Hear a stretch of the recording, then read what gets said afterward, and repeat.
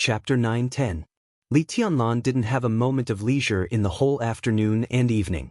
After arriving at Emperor Dong's palace, he didn't call anyone for a talk after he went to the cemetery. Instead, he found Bai Qingzhao and took him to meet the families of every victim. Among the families of more than 1,000 people, except for a few who had no relatives, everyone had at least one family or even a small one. Everyone gathered in Emperor Dong's palace at this time. In the atmosphere of great sadness, almost no one made any requests. Li Tianlan saw numb and even a little desperate faces. The parents who had lost their sons, the sisters who had lost their brothers, and the sisters who had lost their brothers. The people in Emperor Dong's palace were relatively young. Few of them were married and had children. But even so, Li Tianlan still saw some widows and children who had lost their husbands and fathers. Li Tianlan became more and more silent.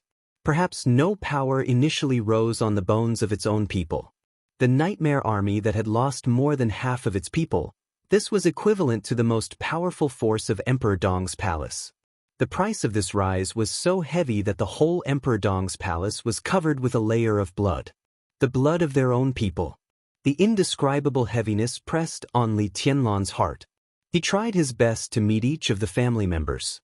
Seeing their numb expressions and listening to their suppressed cries, Li Tianlan's heart was completely filled with a strong and complex emotion, which made him feel ashamed and even breathless. Bai Qingzhao made a promise without any hesitation. Everyone who died in Emperor Dong's palace would be regarded as a martyr. The pension of the military headquarters would be implemented within 3 days. Within the whole Xianxia state, every family member could enjoy all the benefits of a martyr's family. Li Tianlan also made a promise to Emperor Dong's palace. Emperor Dong's palace would award every soldier of the Nightmare Army with a Medal of Bravery. For those who died in the war, their immediate family members would have the opportunity to settle permanently in Xianyuan City and be allocated housing. In addition to the pension of Xianxia state, each family could get an extra 5 million yuan from Emperor Dong's palace as well as a commercial insurance of 500,000 yuan for each immediate family member. At the same time, all the jobs and employment opportunities in Xianyuan City would be open to the relatives of the martyrs who met the conditions.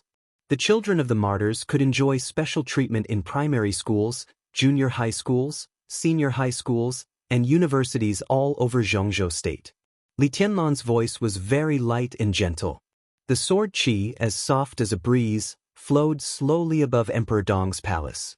His voice easily covered the entire Emperor Dong's palace and reached everyone's ears. Bai Qingzhao was dumbfounded. Everyone in Emperor Dong's palace listened to Li Tianlan's promise. Even the grieving family members were in a daze.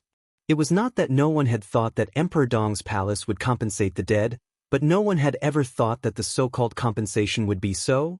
Bai Qingzhao shook his head subconsciously.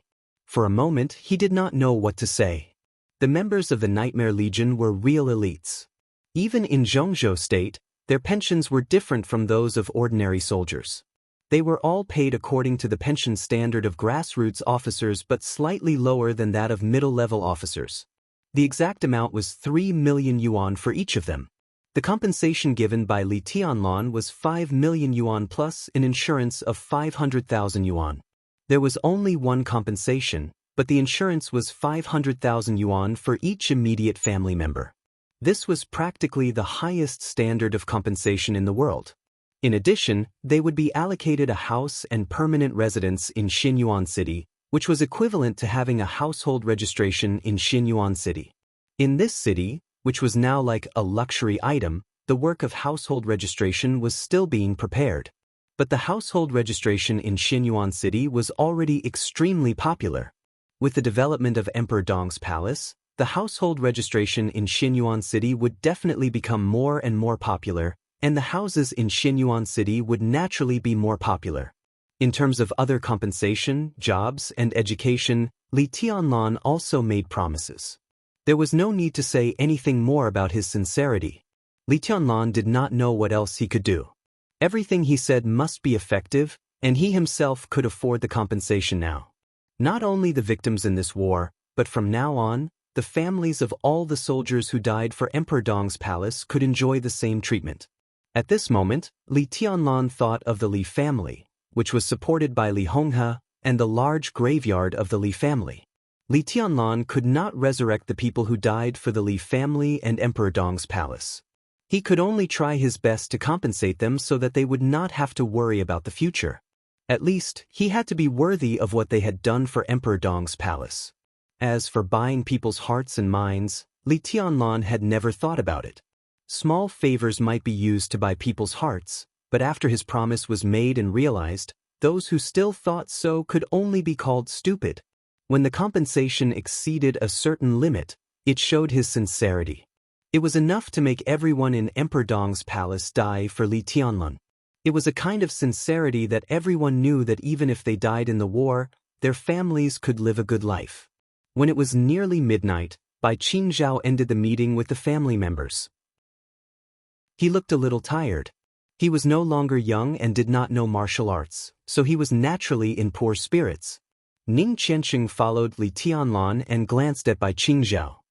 He said softly, "I have informed the kitchen to make some supper. We won't drink wine. Anyway, eat something and rest. I'll go to the cemetery again." Li Tianlan shook his head and patted Ning Qianxing on the shoulder. "Take the secretary-general there to eat something and then rest. Don't worry about us."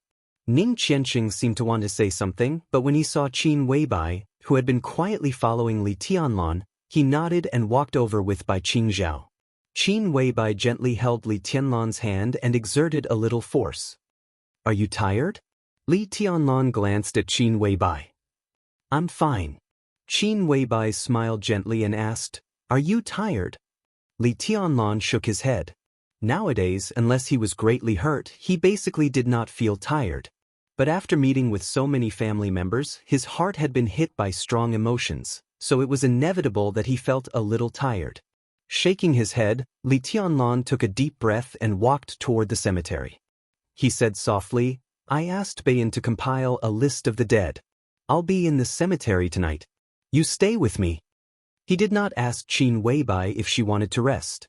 He did not ask anything. It was just a simple notice. Tomorrow was the day of burial.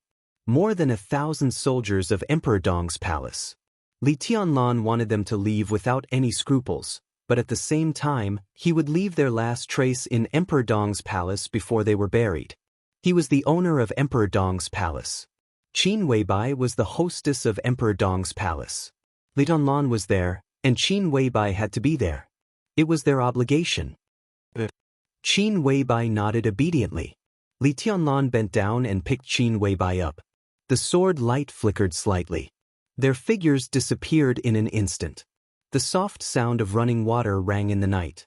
A chilly wind blew through Xianyuan City in the middle of the night. Qin Weibai came down from Li Tianlan's arms and saw the huge morning hall that was still lit. It was quiet in the morning hall. But many family members of the dead were keeping watch here. Seeing Li Tianlan and Qin Weibai suddenly appear, many people subconsciously stood up. "Sit down." Li Tianlan shook his head. He gestured for them to sit down. He looked at the crowd in the morning hall and did not speak for a long time. "Your Majesty, you," a young man who looked to be in his 30s took 2 steps forward with some hesitation. Li Tianlan glanced at him and pointed to a direction not far from the morning hall. A high black wall had been erected there. The black wall was more than 10 meters high, thick and solemn. It was a neatly cut rectangle. It was a wall with a length of tens of meters, a height of more than 10 meters, and a thickness of nearly 3 meters. The edge of the wall was carved with complicated patterns and surrounded by blooming flowers. Behind the flowers was the clear surging lake. An exquisite arch bridge crossed the water and led straight to the cemetery. Li Tianlan glanced at the high wall and said calmly, "This is the Wall of Heroes in Emperor Dong's palace. I've got the list of the dead from Baidian. I will carve their names on the Wall of Heroes one by one. This will be the last trace they left in this world and the most important trace they left in Emperor Dong's palace. Because they are the beginning of the glory of Emperor Dong's palace, and they will become the history of Emperor Dong's palace in the future. I will not forget them. In the future, Emperor Dong's palace and my descendants will not forget them." The young man looked at Li Tianlan in a daze. The corner of his mouth moved, but he could not say anything for a while. Li Tianlan nodded to him and walked to the Wall of Heroes, which was extremely solemn and deep in the night. Li Baidian was already waiting there. He solemnly held a long list in his hand. Li Tianlan took the list and handed it to Qin Weibai. "You read it and I will write it," he ordered. It was like a ceremony. It was the simplest ceremony, but it was also the ceremony of the highest standard in Emperor Dong's palace. "Okay." Qin Weibai took the list with both hands. Her body was straight, and her long hair was flying in the night wind. She looked down at the list, and there was an indescribable holiness in the watery night. Her eyes fell on the list and she read the first name. The sword energy surged in front of the Wall of Heroes. Li Tianlan put his fingers together like a sword and carefully carved the first name on the dark wall. The night was getting darker and darker. The sword energy surged on the Wall of Heroes. Li Tianlan wrote in the air, very seriously, stroke by stroke. People in the morning hall gradually came over. More and more people came over, surrounding Li Tianlan and Qin Weibai in the center. They watched and listened quietly. The hostess of Emperor Dong's palace said one name after another in a soft and gentle voice. In the bright sword light, the young Emperor Dong carved the names on the wall one by one, and they became the history of Emperor Dong's palace. Heaven and earth were silent. In front of the black Wall of Heroes, everything seemed to have frozen. Suddenly, there was an extremely suppressed cry in the crowd. The cry seemed to be contagious, and the range was getting wider and wider. Li Tianlan quietly carried out his own carving. His eyes were also very quiet, but behind the silence, there seemed to be an extremely fierce storm brewing in the depths of his eyes. From late night to dawn. From dawn to noon. When a private helicopter slowly entered the Tianan area and approached Xianyuan City, Li Tianlan finally carved the names of more than 1,000 victims on the Wall of Heroes. Every stroke was densely packed. Li Tianlan stared at the area on the wall full of names. After a long silence, his fingers moved slightly. A line of extremely simple words appeared behind the list of names. December 2nd, Desert. That was the end of his description. That was probably the only description that Zhongzhou State could reluctantly allow. He stood in front of the Wall of Heroes for a while and slowly turned around. Qin Weibai had carefully put away the list and looked at her quietly. After standing all night, her posture was still straight, but her lips were a little pale. Because she hadn't drunk any water, there were even some very slight chapped lips. "Drink some water and have a good rest at night," Li Tianlan said softly. Qin Weibai nodded and said yes. "Tianlan, is the burial after lunch?" Ning Qianxing came over and asked. The funeral in Emperor Dong's palace was simple. No one was invited. Only Bai Qingzhao represented the military ministry. Except for him, everyone else was from Emperor Dong's palace. After all, it was not a happy event. There was no noise, no so-called liveliness. It was quiet, solemn, sad, and depressing. Such a Emperor Dong's palace was like a wounded beast licking its wounds alone, refusing all people who had nothing to do with the funeral and the deceased. Li Tianlan glanced at him, thought for a while, and said, "Ask the family members. Besides, not all the people are here yet. Wait for our 2 deputy palace masters." Ning Qianxing was stunned. Deputy palace masters? 2? He glanced at Qin Weibai subconsciously. Qin Weibai smiled and shook her head. As everyone knew, there was only one deputy palace master in Emperor Dong's palace, and he was Saint of the Invincible Realm. Ning Qianxing raised his eyebrows and asked, "Who is the new deputy palace master?" "They will be here soon," Li Tianlan said calmly. The helicopter flew over the sky. As far as the eye could see, the vague outline of Xianyuan City could be seen. Military counselor, who had been staring at Xianyuan City, suddenly smiled and said softly, "I'm a little nervous." "I'm nervous." But Saint sat in his seat and was watching a variety show on the cabin TV. Hearing Saint's words, he shook his head subconsciously and smiled. "Maybe I'm used to hiding in the dark. When being sinister becomes an instinct, people who are about to appear in the light will indeed be nervous." Han Donglu was silent for a while. He turned to look at Saint and wondered, "Aren't you the same?" Among the 12 supermasters of samsara, except for Flaming Fire, who had always been with Qin Weibai, the other supermasters had their own duties. But Saint and Military Counselor, who ranked at the top, rarely appeared. Strictly speaking, they were the existences of hiding in the dark. Countless experts in the dark world were killed by them. In the end, they also tricked Zhongzhou State. Mount Shu and the Flourishing Age Fund directly supported the power of Samsara Palace in Zhongzhou State. They had an absolute guarantee in both money and force, especially after Saint entered the invincible realm. Of course, I'm different from you. Saint snorted. That's true. Han Donglu nodded thoughtfully. I'm more low-key. I'm really different from you. Low-key? Situ Cangyue, who had been silent, glanced at Han Donglu. For Zhongzhou State, Han Donglu was a philanthropist, the god of fortune, and the patriarch of a neutral wealthy family. But internationally, the Flourishing Age Fund could be said to be really notorious. Han Donglu's great reputation was accumulated by the Flourishing Age Fund again and again in the international financial market. Star State, East Island, countless countries. It was especially so for some countries with relatively weak forces and imperfect financial order. They hated and feared Han Donglu. Every time there was a bloody storm, Han Donglu was always at the forefront of the struggle. Such a person could not be said to be low-key in any case. That's actually right. Saint nodded. He is indeed low-key in the dark world. Situ Cangyue froze and also fell silent. Han Donglu, military counselor of Samsara Palace. Before she knew this news, it was impossible for her to link these two identities together. Except for a few extremely important occasions, military counselor of Samsara Palace basically did not show up. If he was confined to the dark world, military counselor was indeed extremely low-key, so low-key that he did not even have a sense of existence. He silently controlled the core saber of Samsara Palace. He silently developed his strength. He silently extended his hand to the six. He silently supported the development of the Flourishing Age Fund. Finally, he revealed his identity at the most appropriate time. Everyone was inexplicably shocked and dumbfounded, and then there was fear from the bottom of their hearts.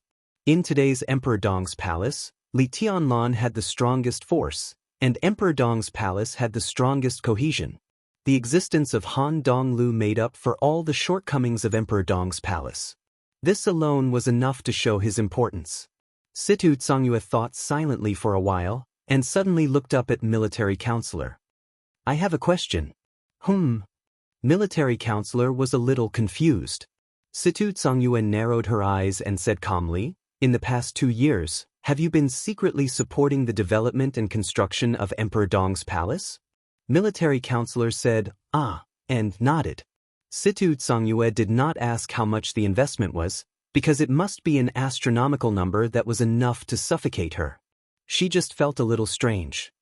With such a large investment amount, the capital movement of the Flourishing Age Fund has not been noticed by Zhongzhou State? How is this possible? As far as I know, Zhongzhou State, especially several departments with real power in the cabinet, has been keeping an eye on the capital flow of the Flourishing Age Fund. And even if they haven't found it, don't the people in Emperor Dong's palace know it? They don't even know where their money comes from, do they? They really don't know. Han Donglu chuckled in a low voice. This sentence seemed to include Zhongzhou State and Emperor Dong's palace. Situ Cangyue raised her eyebrows. Why is it like this? Han Donglu pointed to Saint and said, this guy said it was my instinct to be insidious. I don't think so. But the Flourishing Age Fund is such a big industry, and the Samsara Palace is such a big industry. As the custodian, how can I not be careful? In any case, I have to be careful. So, Situ Cangyue was thoughtful. So, it's me who secretly funded the construction of Emperor Dong's palace, but it's not the Flourishing Age Fund. Situ Cangyue was silent for half a minute, and then slowly said, that is to say, the Flourishing Age Fund is not your entire industry. Behind the Flourishing Age Fund, you have other sources of money? It's the Samsara Palace. Han Donglu corrected her and nodded. Of course, the Flourishing Age Fund is a part of us that has been exposed. When this part was exposed, the palace master was ready to be found out by the Wang family of Beihai and Kunlun City, so he left a part of the industry to develop in secret. But they never found out. I disguised it so well. It's a pity. Industry? Xianxia was thoughtful. What industries do you have in Zhongzhou State? Or what industries do you have in the world? Everyone thought that Han Donglu of the Flourishing Age Fund was a financial giant. Although he was also involved in industry, he did not have many, and many of his projects were with Zhongzhou State. But now it seemed that the Samsara Palace was more deeply hidden than he had imagined. A lot, Han Donglu thought for a while. For him, who wanted to retire and rest, these problems would be handed over to Xianxia and Saint sooner or later. He thought seriously and slowly said, "We have a lot of shares in many enterprises. Some of them are held in secret, and some are entrusted with shares. Well, I'll sort out the details and give them to you." Xianxia thought about the so-called "a lot" and asked subconsciously, "How many?" "More than 600. Han Donglu said casually. "How many?" Xianxia felt that her ears could not be trusted for a moment. I must have misheard. More than 600, more than 1/10 of which belong to the world's top 500 companies. There are also several funds similar to the Flourishing Age Fund. Han Donglu said slowly, "That's about it." Xianxia felt a little breathless for a moment. Everything Han Donglu said was completely beyond her wildest imagination. She had no idea how much wealth it meant. In fact, one thing is right. Saint suddenly said, "The outside world thinks that the Flourishing Age Fund can mobilize more than 1 trillion funds in the shortest time.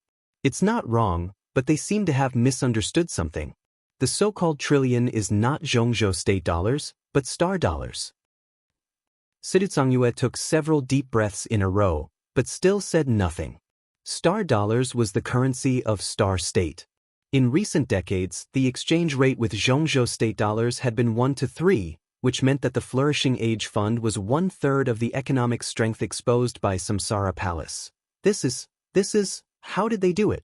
Xianxia couldn't help but ask, and her tone was full of disbelief. She really didn't know how to express her inner amazement. This was done by the palace master. Han Donglu said calmly. Xianxia was silent for a long time, and then whispered, "A miracle." "Miracle?" Han Donglu said the word silently several times and then laughed. He pointed to Xianyuan City, which was already close at hand. "The real miracle is in front of us." Xianxia stood up and quietly looked at Xianyuan City, which was getting closer and closer, and the eye-catching Emperor Dong's palace in Xianyuan City. She took a deep breath, and her face gradually calmed down. Xianxia, Wei Kunlun, Han Donglu. They were only 3 people. But today they brought a lot of things. The elites of Mount Shu and Sai City would enter Emperor Dong's palace as soon as possible and become a new, larger nightmare legion than before. The Flourishing Age Fund and all the industries of Samsara Palace would be integrated with Emperor Dong's palace as soon as possible to make up for all the shortcomings of Emperor Dong's palace. From today on, Han Donglu would serve as the chief financial officer of Emperor Dong's palace, responsible for the merger of the Flourishing Age Fund and Emperor Dong's palace. This would also be his last job before retirement. And Xianxia would become the 2nd deputy palace master of Emperor Dong's palace and the 3rd invincible realm expert of Emperor Dong's palace. A new identity, a new path, a new future, and a new stage. Under the sun, the helicopters slowly landed in the solemn and silent Emperor Dong's palace. The 3 of them tidied up their clothes and slowly walked out of the cabin. In a solemn atmosphere. This was destined to be a grand debut that shocked the world. Divine Emperor of 9 Heavens. Chapter 9:11. It was December 7th. It was a snowstorm in Beihai. It seemed to be located in the northernmost part of Zhongzhou State. The winter here was extremely cold and beautiful. The flying snow was almost endless. Wang Xianxia sat on the steps of the stage of Formidable Person and listened to the loud sound of the tide in the distance quietly. He was motionless and let the snowflakes fall on him, like a snowman. The sword energy all over the sky surged from the distant sea and then slowly dispersed. The sword energy covered the entire stage of formidable person, and the sword intent became more and more delicate. Wang Xianxia closed his eyes and seemed to be in eternal meditation. The sword energy tide in the depths of Beihai had become more and more active. From once a day in the beginning to twice a day now, the surging sword intent became more and more delicate and clear. Wang Xianxia meditated on the stage of formidable person every morning and night, rain or shine. He felt the increasingly delicate sword intent and gained something almost every day. After his martial arts officially broke through the peak of the thundershocking realm and became a half-step invincible realm expert, his meditation in the sword intent was far more efficient than practicing hard in other places. Wang Xianxia meditated twice a day for about 6 hours in total, which was the limit of his meditation. It was not that his willpower couldn't support him to continue meditating, but as the patriarch of the Wang family of Beihai, it was really difficult for him to spare extra time for cultivation. However, although 6 hours of meditation a day was not much, in the sword energy tide, it was equivalent to about a week of hard practice in a normal state, or even more. Meditation was to train his willpower and establish his own martial arts path in the deepest level of quietness. Now he gained something every day, and he gained something every day in the half-step invincible realm. It was absolutely a terrifying thing. The peaceful and heavy sword energy tide began to fade slowly, becoming more and more ethereal and lofty. Wang Xianxia opened his eyes and stood facing Beihai for a while. Then he slowly turned around and walked down the stage of formidable person. It was quiet on Mount Dibbing. The guards stood silently in their posts, like snowmen. Wang Xianxia walked into his huge palace in the snowstorm. The heating supply in the hall of the palace was extremely sufficient. Wang Xianxia casually took off his coat and said with a smile, "It's been quite cold recently." Lu Shuanghua was already sitting on the sofa in the hall. When he saw Wang Xianxia, he stood up with a smile and said casually, "According to the weather station, the blizzard will last until tomorrow morning, and then it will turn into heavy snow. In the next half a month, there will be no sunny days." The meteorological observatory in Beihai had always been extremely accurate, and there was basically no deviation. Wang Xianxia smiled and said meaningfully, "It doesn't matter. We should be able to see the sun in half a month." Lu Shuanghua nodded in agreement. She bent down to pick up a stack of documents and handed them to Wang Xianxia. She said softly, "Everything you want is here. If there's nothing else, I should go back." He was responsible for all the intelligence of Beihai in Zhongzhou State. With Li Tianlan's release from prison, Lu Shuanghua had become the busiest person in the Wang family of Beihai. Everyone in the Wang family of Beihai was busy. A large number of people were building the defense system of Beihai, searching for the elites of the superpowers who had sneaked into Beihai, and preparing for the next decisive battle. There were battles almost every day in every city in Beihai, but Lu Shuanghua was still the busiest. Collecting intelligence about Emperor Dong's palace, targeting the prince group, and using some information to attack the opponents, Zhongzhou State was really turbulent in a few days. Lu Shuanghua didn't even have time to rest. "Don't worry. You can leave after dinner. There are many things to do." Wang Xianxia waved his hand and asked Lu Shuanghua to sit down. He looked down at the report in his hand. This was an assessment report that could not be said to be detailed. It could even be said to be very rough and simple. Not only the Wang family of Beihai, but also all the superpowers in the world, even many countries, groups, and wealthy families in Zhongzhou State had a similar report. However, because different countries and wealthy families had different resources, the contents of their reports would be different.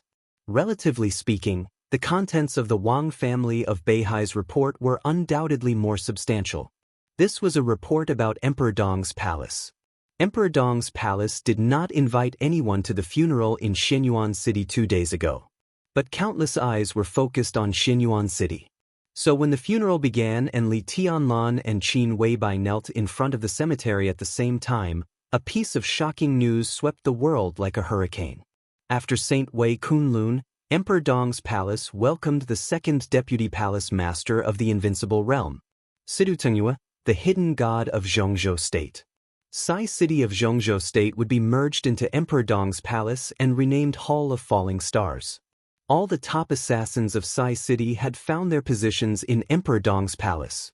Compared with Sidu Cangyue joining Emperor Dong's palace, the identity of military counselor was more frightening.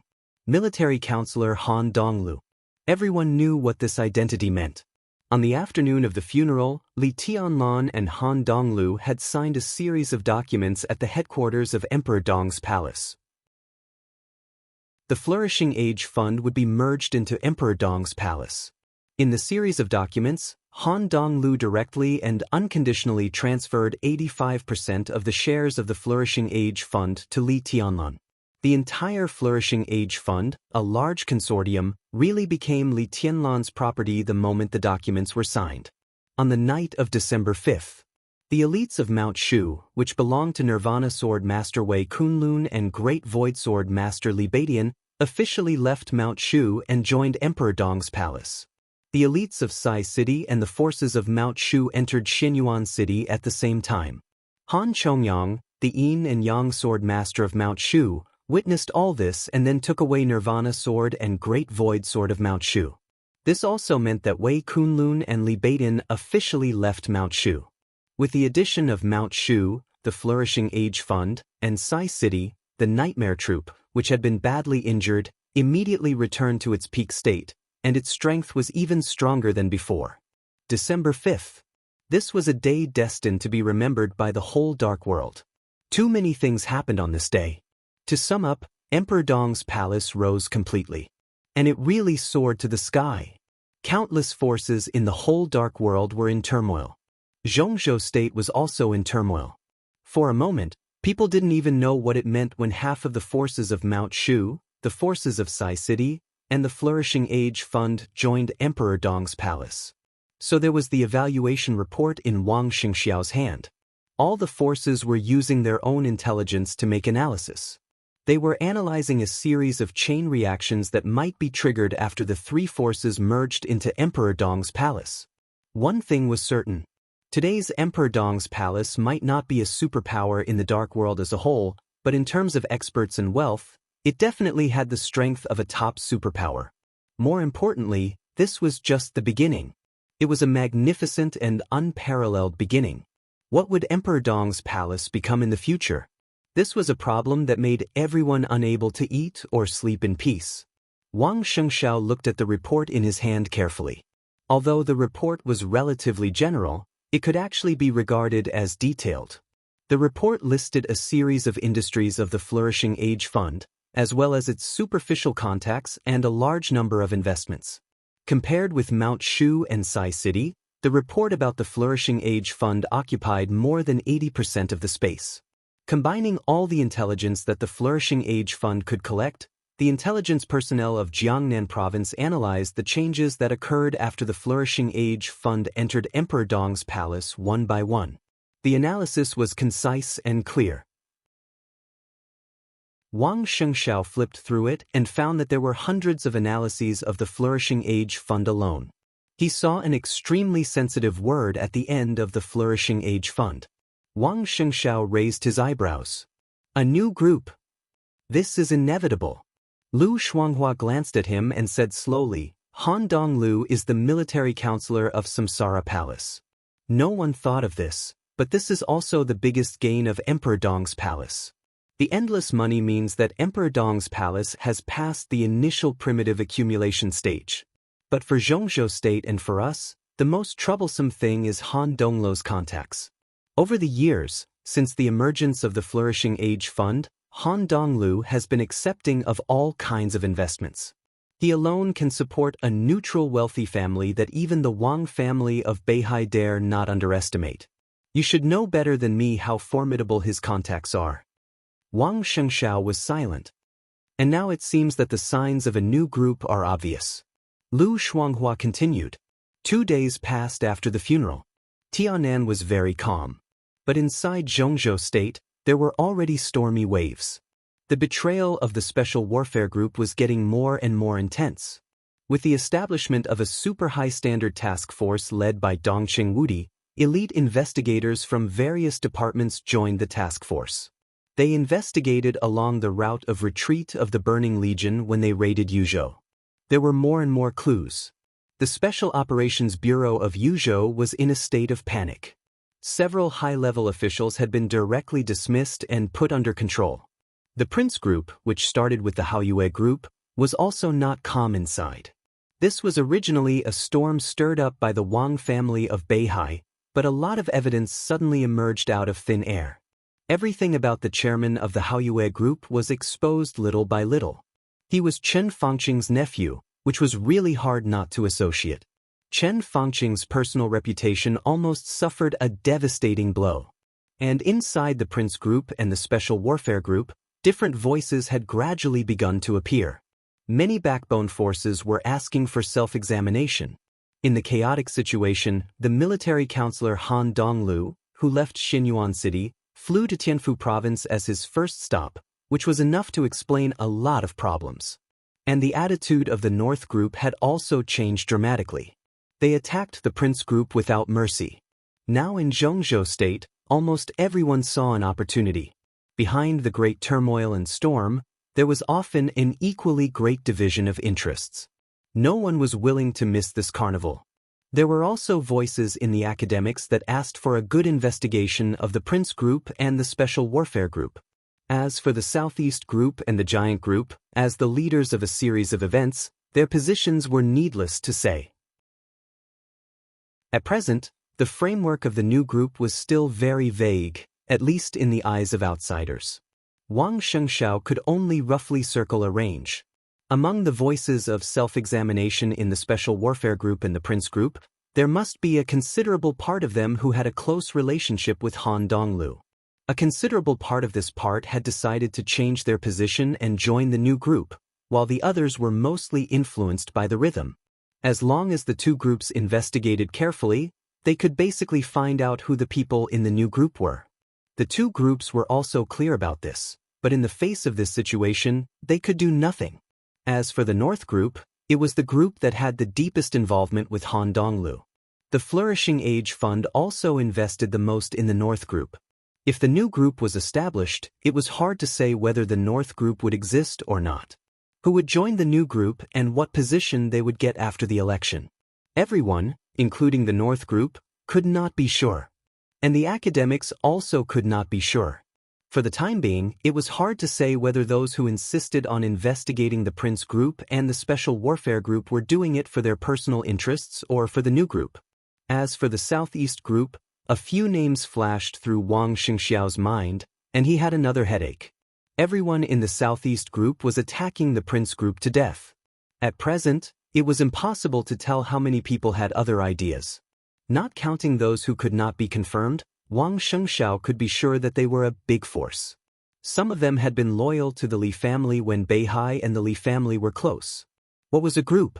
The so-called group was the power produced by the combination of relatively loose and vague organizations with clear positions. This was not a company party. The senior officials scattered all over Zhongzhou State had their own attitudes. In many cases, it was hard to tell who was on whose side. Each group roughly had its own core circle, which was also the core force of the group, and most of the others were relatively peripheral personnel. The new group appeared very suddenly. This also meant that for many years or even 1 or 2 elections in the future, it was difficult for anyone except Emperor Dong's palace to really confirm the specific lineup of the new group. Some core members with high positions could confirm it. But what about the people 1 level lower? What about the people 1 level lower? This also meant that in the future, all the major groups would be in the same position as the new group. This kind of advantage was so huge that it was unimaginable. Maybe the major groups would push the candidates they favored and supported, only to find out in the end that they were cultivating talents for the new group. This was very likely. As for the general election next year, the situation of the general election would be more complicated than before. Why not merge with the giant group? Li Tianlan will also be the leader of the giant group in the future. Wang Shengxiao said slowly. It's impossible for Emperor Dong's palace to do this. The disadvantages outweigh the advantages. It's not easy to control. Lu Shuanghua shook her head. The new group, Wang Xingshan muttered to himself and smiled bitterly. He held the information and was silent for a long time. He was very ambitious and wanted a lot. In the final battle in Beihai, in addition to killing all the enemies, his most important goal was the Xianyuan Feng in Li Tianlan's hand. Or rather, ruthlessness. That was an important condition to ensure that the Wang family of Beihai was invincible. As compensation for Li Tianlan, after he got ruthlessness, he originally planned to give Li Tianlan a new group. But now, a new group had appeared. So what else could he give? It was impossible to take Xianyuan Feng without paying a huge price. If he snatched it, it meant that after the final battle in Beihai, the cooperation between the Wang family of Beihai and Emperor Dong's palace would be completely broken. They would turn against each other and then become mortal enemies. If that was the case, Wang Xingshan was not afraid. With Xianyuan Feng, even Li Tianlan would not be his opponent. But the problem was that once he snatched it, the Lin clan's attitude would change. Wang Xingshan rubbed his forehead hard. After a long time, he muttered to himself, "It's really difficult." Chapter 9:12. Wang Xingshan finally put down the document in his hand. Countless analyses in this document were favorable to Emperor Dong's palace, which meant that the intelligence personnel and senior personnel of the Wang family of Beihai were optimistic about the integration of the Flourishing Age Fund, Sai City, and Mount Shu with Emperor Dong's palace. They were optimistic about the abilities of Li Tianlan, Wei Kunlun, Han Donglu, and Sidhangyue. They didn't think that the merger would bring trouble to Emperor Dong's palace. On the contrary, the merger would only bring Li Tianlan huge and irresistible benefits. This was not what Wang Xingshan had expected. To be exact, the fact that several superpowers joined Emperor Dong's palace one after another was not what Wang Xingshan had expected. He looked calm on the surface, but his mind was in a mess. The more he read the document, the less he could make up his mind. Shaking his head, Wang Xingshan smiled and said, "That's it for now. Stay for lunch and have a drink together." Lu Shuanghua hesitated. He nodded and said, "All right." He stood up and said, "I'm going to talk to Xian Ming." As the person in charge of all the intelligence of Beihai in Zhongzhou State, it was necessary to talk to the person in charge of all the intelligence of Beihai and unify the intelligence in his hands. Wang Xingshan nodded and agreed. Lu Shuanghua bowed slightly and took his leave. Just as he was about to leave the hall, his footsteps paused as if he wanted to say something. "What?" Wang Xingshan noticed his abnormality and asked casually. Lu Shuanghua hesitated. Then he turned around and smiled. "Patriarch, what's the attitude of the Wang family of Beihai toward Emperor Dong's palace?" He had to ask this question clearly. Regardless of what he thought in his heart, he was the person in charge of Jiangnan society, responsible for collecting all the intelligence of Zhongzhou State for the Wang family of Beihai. The rise of Emperor Dong's palace was unstoppable. In the future, Li Tianlan would be more and more important on the stage of Zhongzhou State. If he did not figure out the attitude of Mount Dibing in advance, it meant that Jiangnan society was likely to lose some important intelligence. "What do you mean?" Wang Xingshan remained calm. "As far as I know, although we are not on good terms with Emperor Dong's palace now, at least we have the same goal. But when our development model overlaps and we have a strong enemy, the two forces with the same development model are each other's best allies. That is to say, the current strength of Emperor Dong's palace is not bad for us." Lu Shuanghua said calmly. "That's right." Wang Xingshan nodded. "But you missed one word now. The strength of Emperor Dong's palace is not bad for us now, but this kind of strength can't go beyond the limit. We are allies with Emperor Dong's palace, but no one in the Wang family of Beihai wants the so-called allies to be stronger than themselves. The two sides can cooperate now because they both need to protect themselves. They have common interests and a common position. But what about after the Prince Group's matter ends? With a strong enemy on the side, the two forces with overlapping development models are indeed the best allies for each other. But Zhongzhou State can't always target Beihai and Emperor Dong's palace. Zhongzhou State needs opportunities. When there are no opportunities, tell me, what are the two forces with almost overlapping development models? Lu Shuanghua was silent for a while, then said softly, Opponent. There's no need to fight to the death, but it's destined that we can't coexist peacefully. Wang Xianxia said slowly, to some extent, this kind of relationship is also a means to calm down strong enemies. He leaned back and said, you know what to do. Lu Shuanghua nodded, stood there for a while, then turned around and left the hall. A tall lady walked in at the same time. Lu Shuanghua glanced at her. The two nodded slightly and walked past each other. The woman paused in front of the hall door, turned her head and looked at Lu Shuanghua thoughtfully, then walked into the hall. Wang Shengxiao had already stood up from the sofa and called his aunt. There's no problem in Xingzhou, at least for the time being. Phoenix, who had an obvious scar on her face, said in a calm tone. This woman, who was entangled with the Wang family of Beihai but had to stay in Beihai because of summer solstice, could be said to be the strongest combat force of the Wang family of Beihai now. She and Wang Tianzong's protector, Punishment, had been traveling to various cities in Beihai in recent days. After getting the exact information, she killed nearly 10 thunder-shocking realm experts in a short time. Today, the elites of the superpowers lurking in Shenzhou had basically been killed. Thank you for your hard work, Aunt. Wang Shengxiao smiled. But new lurkers will soon enter Xingzhou. There's no end to these people. Recently, their actions are getting more and more obvious, especially in East Island. They almost don't cover up anymore. Just kill them again. Phoenix's voice was calm and cold. Wang Shengxiao nodded, sat down again and said, Aunt, what can I do for you? Let me see how you're going to court death. Phoenix stared into Wang Shengxiao's eyes and said seriously. Wang Shengxiao looked up in surprise, a little confused. Emperor Dong's palace now has 2 invincible realm experts. You know what that means. Their military power may still be weak, but if you only look at the experts, they have 2 invincible realm experts and Li Tianlan, who hasn't reached the invincible realm but whose combat capability is very likely to be close to the peak of the invincible realm. Now Emperor Dong's palace can be said to be the #1 superpower in the dark world in terms of high-end combat capability. You want to cooperate with them, and now you are already in a cooperative state. Emperor Dong's palace has the Flourishing Age Fund, Sai City, and half of the power of Mount Shu. Don't forget the relationship between Jade Pool in Zhongzhou State and the Dongchen clan. Next, a large part of Jade Pool's power may also join Emperor Dong's palace. They have money and people, and their military power will soon become strong. Your cooperation with Emperor Dong's palace is tantamount to asking a tiger for its skin. What's worse is that in this cooperation, you still want to get Xianyuan Feng. Xia Huang paused, looked at Wang Shengxiao, and said with some incomprehension, Do you really want to die?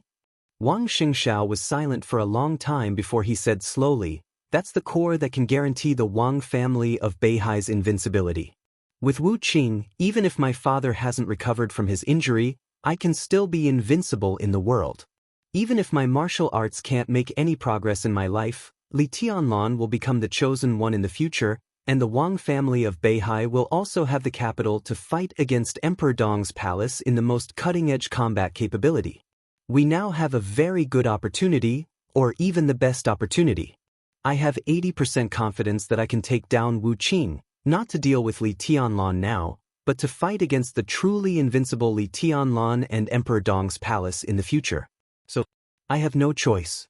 If I can't become the chosen one, Wu Qing is the core trump card to ensure the Wang family of Beihai's dominance in the dark world. Wu Qing, Phoenix murmured to herself. Xianyuan Feng is conscious and has its own thoughts and will. Right now, it's the amalgamation of many murderous weapons.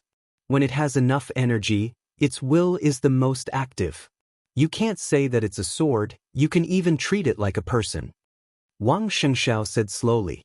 Heh, Phoenix sneered. If it can be regarded as a person, then it can be said to be truly loyal to Li Tianlan.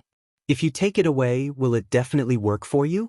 It is the fusion of many murderous weapons. What is a murderous weapon? For a force, a murderous weapon is enough to make them fight for it. If you take Xianyuan Feng, do you think Li Tianlan will let it go? He doesn't need the so-called new group you gave him now. As long as I get Wu Qing, I naturally won't be afraid of Li Tianlan. Wang Xianxia said calmly. Wu Qing is not yours. Can you make use of it? Phoenix narrowed her eyes. She didn't understand Wang Xianxiao's persistence. And even if you can make use of Wu Qing, it is a murderous weapon in nature. When its energy is exhausted, the role it can play is extremely limited. With its own combat capability, with the help of 13 floors and Xianyuan Feng, it will be invincible. Yes. Wang Xianxiao said blandly, when the time is right, Wu Qing can destroy Wu Qing's will in an instant. What it needs is Wu Qing's energy. Once the two are combined, it will become more complete. At that time, there won't be a problem of insufficient energy. As long as you don't squander it, it can always be used. Wu Qing, Phoenix's face was solemn. She never thought of herself as a member of the Wang family of Beihai. Naturally, she couldn't get in touch with the secrets that only the patriarchs of each generation could. But it was not the first time she heard the word Wu Qing. Destroy Xianyuan Feng's will in an instant? She felt like she was listening to a joke. What is Wu Qing? Phoenix asked in a serious tone. Wang Xianxiao was silent for a while. Then he said, her. Phoenix seemed to want to ask something else, but Wang Xianxiao interrupted her and asked, how is East Island? Phoenix paused for a while and shook her head slightly. You should ask Xian Ming about this. I don't know. But according to what I know, East Island has really put in a lot of effort and mobilized almost all the forces that can be mobilized. If this is a small war, we can't get support from Zhongzhou State. We can only rely on Beihai Corps. What about the odds of winning? Wang Xianxiao asked. It depends on the result of the final battle. If it's just about the army, it's almost impossible for us to defeat a country. East Island is small, but it's also a powerful country. Phoenix shook her head. Wang Xianxiao leaned on the sofa, clicked his tongue and laughed. I remember a saying, a dog can't stop eating shit. Oh, that's not an appropriate description. Or, it's called forgetting the pain after the wound is healed.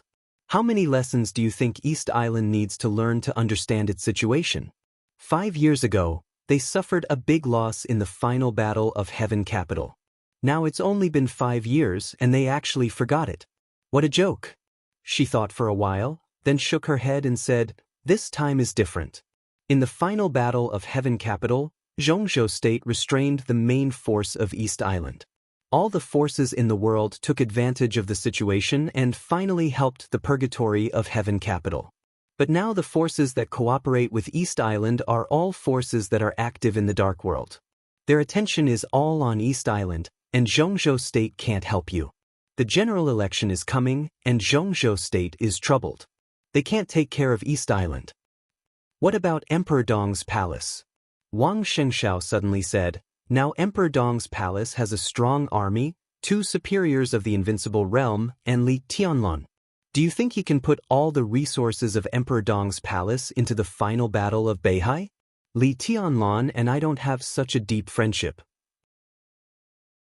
Although we are now in a cooperative relationship, from his standpoint, he needs the Wang family of Beihai, which has suffered a heavy loss but can still maintain a certain strength. If Beihai wins the final battle, he doesn't want to see it. I'm sure that Li Tianlan won't use too much power in the final battle of Beihai. Now there's Du Hanin, Su Chu, and some elites of Emperor Dong's palace here. Li Tianlan will come, but he will bring 1 deputy palace master of the invincible realm at most, or none at most. So, where will the 2 deputy palace masters go? Do you think? Wang Xianxiao's smile was complicated. Where will they go? Phoenix subconsciously straightened her body. East Island? Wang Xianxiao nodded. It's obvious, isn't it? It's a piece of cake for Li Tianlan to send most of the forces to take down East Island while East Island is empty. But in this way, Xianyuan City and Emperor Dong's palace will also be empty inside. Aren't they afraid? Afraid of what? Wang Xianxiao interrupted her. Is there anything in Xianyuan City that needs to be protected now? The construction of the city did cost a lot of money, but now Li Tianlan is not short of money. So what if he demolishes the castle? At worst, he can rebuild it. Besides, who will be interested in his castle? This has been proven long ago. In the past 2 years, except for the Burning Legion's raid on Tunan, Saint has been in Yuzhou for the past 2 years. Emperor Dong's palace is not invincible, but who dares to touch them? Let's not talk about whether they dare or not. What's the point? With the current strength of Emperor Dong's palace, no matter which force dares to touch the headquarters of Emperor Dong's palace, they will have to face Li Tianlan's crazy revenge. It's not necessary. Emperor Dong's palace must go to East Island. Not only Emperor Dong's palace, but also the Purgatory of Heaven Capital has been silent for too long. After the final battle of Heaven Capital, my father fought with Li Guangtu. He told me in private that Li Guangtu's martial arts were very special. Being able to return to the peak of the invincible realm was enough to explain a lot of things, but it also limited his upper limit. He couldn't touch the real supreme realm, but in terms of rebuilding the foundation, his martial arts were indeed unparalleled. In 2 years, Li Guangtu could at least restore some combat capability.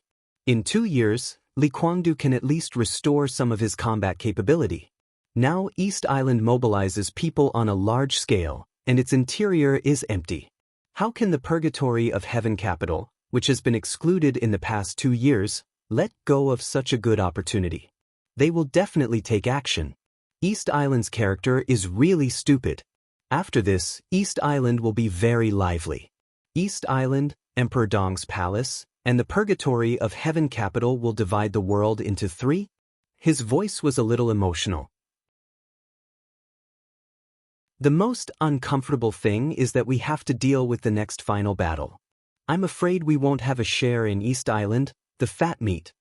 He shook his head. What a pity.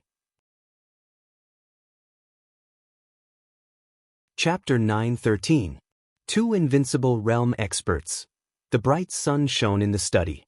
His Majesty gently dragged the information in front of him over and said with a smile, "It's really difficult to deal with." In front of him was also an evaluation report about Emperor Dong's palace. After the funeral, Emperor Dong's palace was more powerful than before, and it no longer had any obvious shortcomings. With Sai City, the Flourishing Age Fund, and half of Mount Shu joining Emperor Dong's palace, and with Li Tianlan's return, the strength of Emperor Dong's palace was not simply doubled. Its comprehensive strength had increased dozens of times. A force that was originally supported by young people swallowed the largest financial group in Zhongzhou State and the strongest assassin organization in Zhongzhou State within 1 day without encountering any obstacles. This was enough to make Emperor Dong's palace expand into a real behemoth.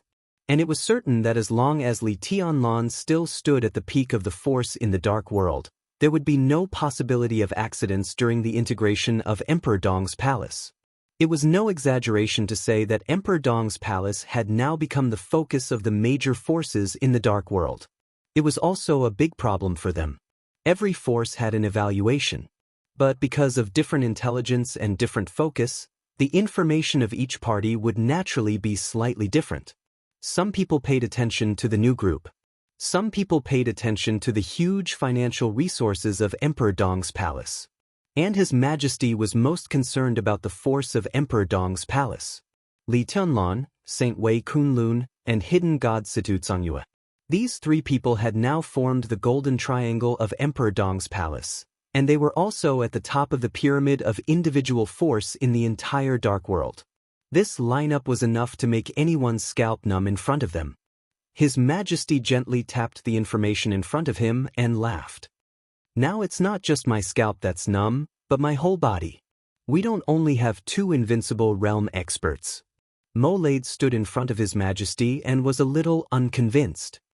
Your Majesty, you have 4 disciples, and the 3 who are still alive are all in the invincible realm.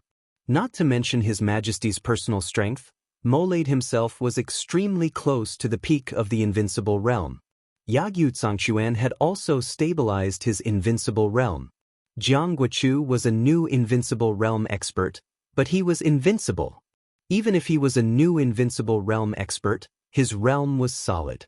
If the 3 disciples stood together, they might not be much worse than the 3 people in Emperor Dong's palace. Your Majesty, you hold back Li Tianlan. I can barely hold back Situ Xianxia and Wei Kunlun. Although I can't win, with the help of Yagyu Zhangquan and Jiang Guochu, It is completely possible to kill them all. Molade was filled with killing intent. You forgot about Xin Yuan Feng, or in other words, Wu Qing. His Majesty shook his head. And even if we can forget about that sword, can we win? 3 disciples. It's a good lineup, but it's just a good lineup.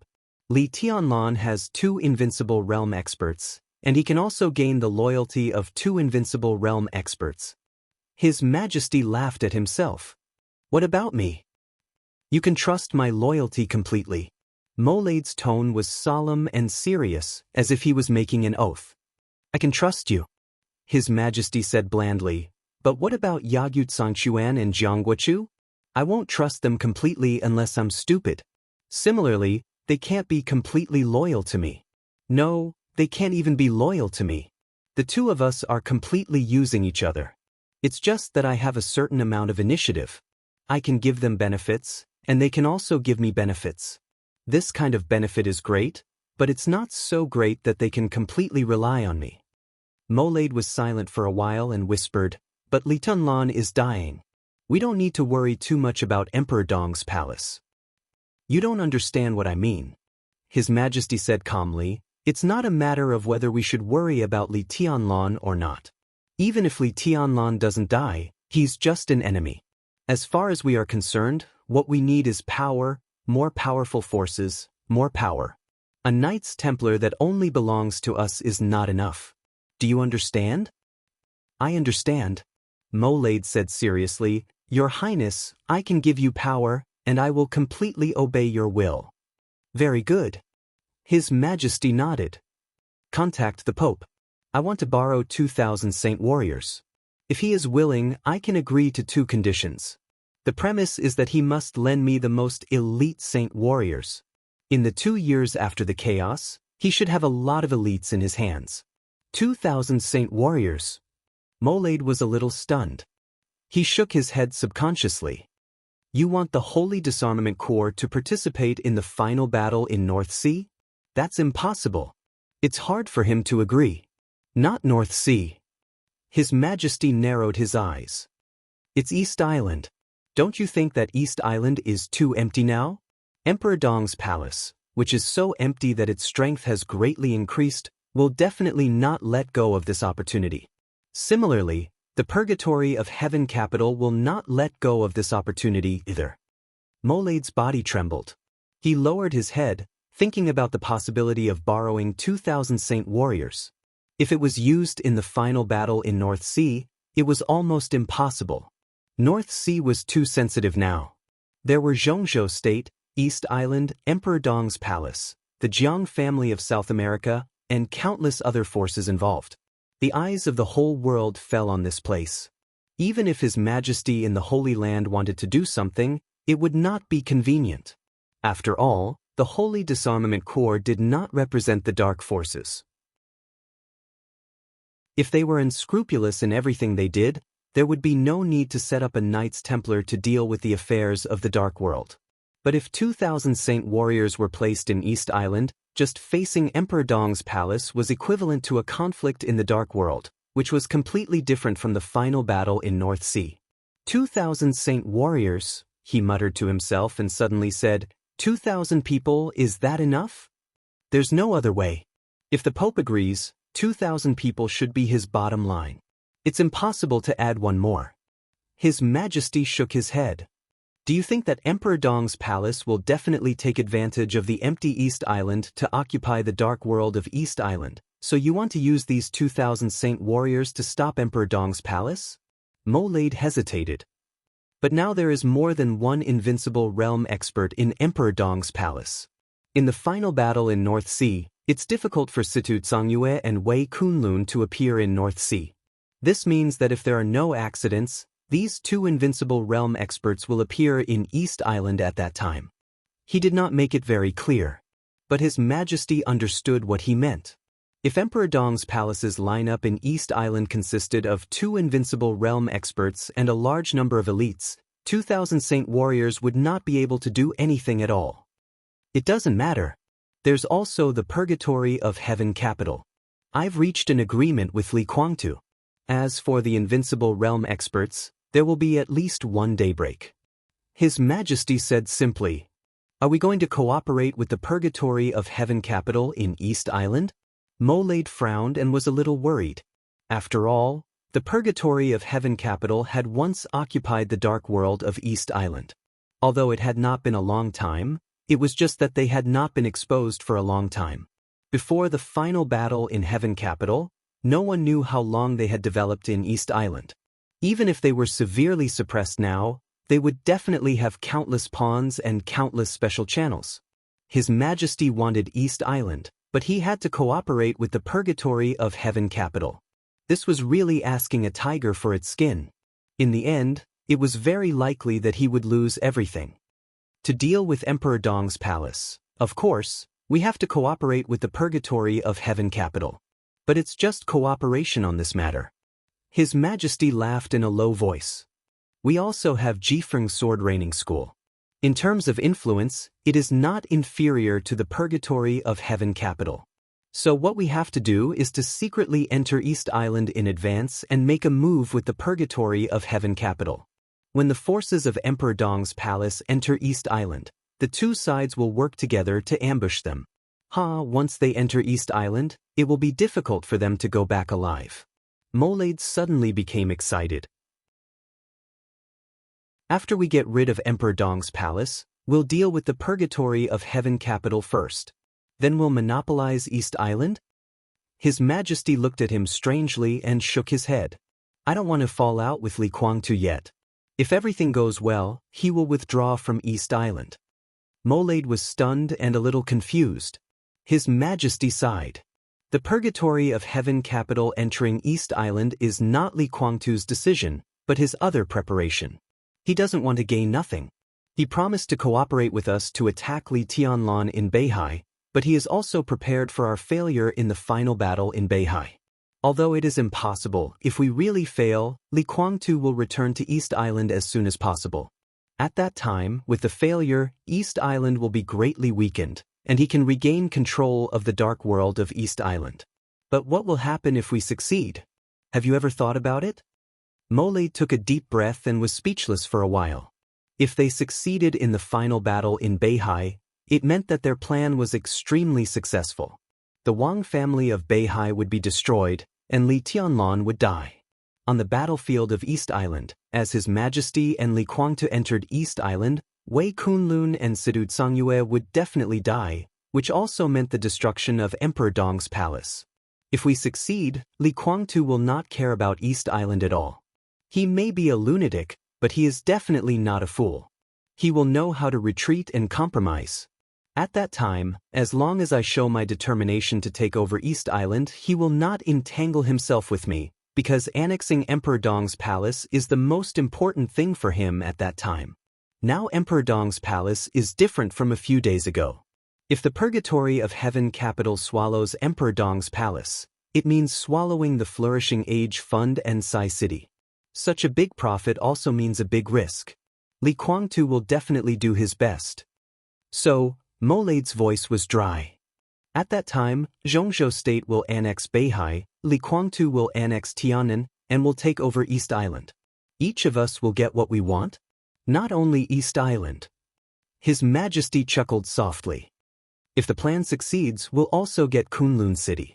After that, it will be my and Li Kuangtu's era. But in the end, it's still my era. I see. Molade shook his head with a wry smile. Sure enough, I'm still suitable to follow you. This way, I don't need to think too much. His Majesty smiled and said lightly, Go and contact the Holy Land. I hope that 2,000 Saint warriors can enter East Island as soon as possible. The sooner, the better. The more time we have, the more prepared we will be. I'm waiting for the 2 invincible realm experts in Emperor Dong's palace to walk into the trap and meet their doomsday. Molade nodded, turned around, and strode away. Contact Yagyu Zhangchuan. His Majesty suddenly said, Tell him that I promised him. The thing that I promised him back then, the thing that he wanted to do the most, will be done soon. Molade's footsteps paused for a moment before he walked out. His Majesty had promised Yagyu Zhangchuan many things. But more importantly, There was only one thing that Yagyu Zhangquan wanted to do the most. That was to help him get rid of the biggest traitor in Jifeng sword training school in the past 100 years at the right time. There was only one biggest traitor in Jifeng sword training school in the past 100 years.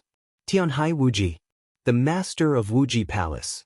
His Majesty had promised him to kill Beihai Wuji, but only after the final battle in Beihai was over. At that time, the entire Wuji Palace would be His Majesty's own force.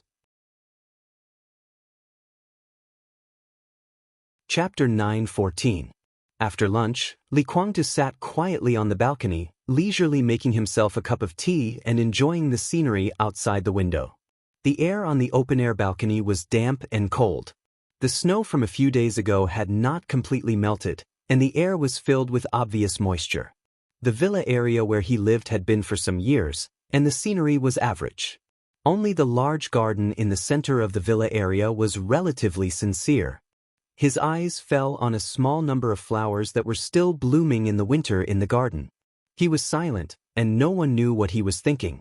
The bell in the living room rang slowly, heavy and steady, marking the time. In the lingering sound of the bell, a mid-priced domestic black car slowly drove into the villa area and stopped in front of the villa where Li Kuangtu was. Li Kuangtu stood up, slightly lowered his head, and looked down. He was holding a teacup in his hand, and the steam was rising. But he stood there like an illusion. The door of the car was pushed open, and a very vigorous young man glanced around with great vigilance. Then he bent down and quickly opened the door. Chen Fangqing, wrapped in a coat, wearing a hat and sunglasses, almost covering all his features, got out of the car and walked forward quickly. The door of the villa was unlocked. He opened the door and went straight in. The car quietly stopped at the door. Neither the driver, the bodyguard, nor the secretary got out. Li Kuangtu glanced down, turned around, put down the teacup, and slowly went downstairs. Chen Fangqing had taken off his coat, hat and sunglasses, and breathed a sigh of relief with a gloomy face. Seeing Li Kuangtu come down, a smile appeared on his gloomy face and his voice was slow, "Sorry to have waited for a long time. There have been a lot of things these days, so the meeting time was delayed until now." "It doesn't matter, my time is not tight." Li Kuangtu, who came to Yuzhou alone, shook his head and laughed. "You are the prime minister, but you have to be so careful when meeting. You are really cautious." Chen Fangqing's mouth twitched, and his face was a little cold. He seemed to want to say something, but finally shook his head and put a document in his hand on the tea table in the living room. "It has been a troubled time recently. I don't know how many eyes are staring at me, so I can't be too cautious," he said slowly. "Understandable." Li Kuangtu nodded. The matter of Haoyue Group became more and more serious. Numerous shares were acquired, and the people in the group were in a panic. What was worse was that some inside stories of Haoyue Group had directly caused an earthquake in the officialdom of several provinces, which had always been regarded as the backyard garden of Prince Group. Not only that, some industries that Haoyue Group was deeply involved in were constantly exposed to shady deals. Not only Chen Fangqing, but the whole Prince Group was also in a mess. Some other voices inside the Prince Group were getting louder and louder. In some private occasions, a speaker of a province even directly asked someone to stand up and take responsibility in order to reverse the current passive situation. This someone undoubtedly referred to Chen Fangqing. The Haoyue Group was just one of the breakthroughs. Another breakthrough point was Chen Fangqing's daughter, Chen Lijuan. An investigation team had been stationed in a large state-owned investment group under Chen Lijuan's control the day after her accident. Although it was not a long time, after a thorough investigation, they had found countless jaw-dropping pieces of evidence. In less than 8 years when Chen Lijuan controlled the investment group, the group had lost nearly 1.6 billion. The loss of assets in Zhongzhou was extremely serious, and a considerable part of it fell into Chen Lijuan's private pocket. Moreover, although she was middle-aged, she was still very charming. Her private life was extremely exaggerated and extravagant. Only in Yuzhou, she had nearly 30 houses and more than 20 lovers. Among Chen Lijuan's 20 lovers, half of them were the leaders of Prince Group, and there were also several rich people, 2 popular male stars, and even a college student. The detailed investigation had been in-depth to the point that it could not be more detailed. The dirty tricks in the account of the investment group and the list of Qin Lijuan's lovers had once again caused significant damage to Prince Group. All the damage accumulated, Chen Fangqing's pressure could be imagined. His status was no longer a matter of stability. If it went on like this, he might immediately be abandoned by Prince Group after the election. If Prince Group could still hold on until then, everything you want is in it. Chen Fangqing pushed the materials on the tea table to Li Guangtu and said in a deep voice, "My trump card." Li Guangtu's eyes narrowed slightly. After a moment of silence, he asked, "All of them?" "We have no choice," Chen Fangqing said faintly. With His Majesty as a lobbyist, Yuan Lin had a good talk with Li Guangtu in Tiannan. The so-called good talk did not mean that the cooperation was successful, but that Li Guangtu had no possibility of refusing the cooperation. The cooperation between Purgatory of Heaven Capital and Chen Fangqing was a great risk for both parties, because they were plotting Beihai and Emperor Dong's palace. If he failed, needless to say, Chen Fangqing could hardly protect himself. This time, he pushed for the decisive battle in North Sea to fight desperately in a desperate situation. He had put all his chips on the line and had no way out. If he failed, his reputation would be ruined. Li Tianlan and Wang Xianxia would not let him go. He was bound to become a Xianxia. He would inevitably become the most miserable prime minister in the hundreds of years since the founding of Zhongzhou. It could be said that he would really be smashed to pieces. For Purgatory of Heaven Capital, or for Li Guangtu, the price of failure was also hard for him to bear. He participated in the decisive battle in Beihai to kill Li Tianlan. He was the heir of the Li family designated by Li Honghe. There were too many and complicated ties between the Purgatory of Heaven Capital and Emperor Dong's palace. Li Guangtu and Li Tianlan might be pure enemies, but the elders of the Li family in Emperor Dong's palace and some generals of the Purgatory of Heaven Capital would not so easily make up their minds to kill Li Tianlan. If Li Tianlan died, it would be fine. If Li Tianlan did not die, the Purgatory of Heaven Capital and Emperor Dong's palace would completely fall out with each other. There were still a considerable number of people in the Purgatory of Heaven Capital who had not made up their minds. They were still wavering between Li Guangtu and Li Tianlan. Once the two sides fought, the Purgatory of Heaven Capital would risk losing control. The risk of cooperating with Chen Fangqing was great, but the benefits after success were enough to make people crazy. Not to mention Sai City and Mount Shu, which were integrated into Emperor Dong's palace. The Flourishing Age Fund alone was enough to make the strength of the Purgatory of Heaven Capital expand to an incredible level. The annexation of Emperor Dong's palace was completely irresistible for Li Guangtu, and it could even be said to be an overwhelming temptation. So he came to Zhongzhou State with all his trump cards. When he gave all his trump cards to Chen Fangqing, he also asked to see all Chen Fangqing's current trump cards. Knowing each other well, Li Guangtu had a rough assessment of the worst result. As long as this assessment did not exceed his bottom line, and Chen Fangqing's trump cards ensured that he could annex Emperor Dong's palace, then the so-called cooperation was officially established. Neither side had much time to prepare. Chen Fangqing could fall at any time in the storm, and the final battle in North Sea was close at hand. So for the two who needed to make up their minds as soon as possible, all the pleasantries and probing were unnecessary. Going straight to the point was the best choice at the moment. These things can fully prove that as long as we reach an agreement, in the cooperation, as long as you can do what you can, I can do what I can. Chen Fangqing said lightly. Li Guangtu quickly flipped through the information in his hand. The document was not long, and some of the key points had already been marked out. Although it was short, it contained all the hidden cards of a prime minister who was about to step down.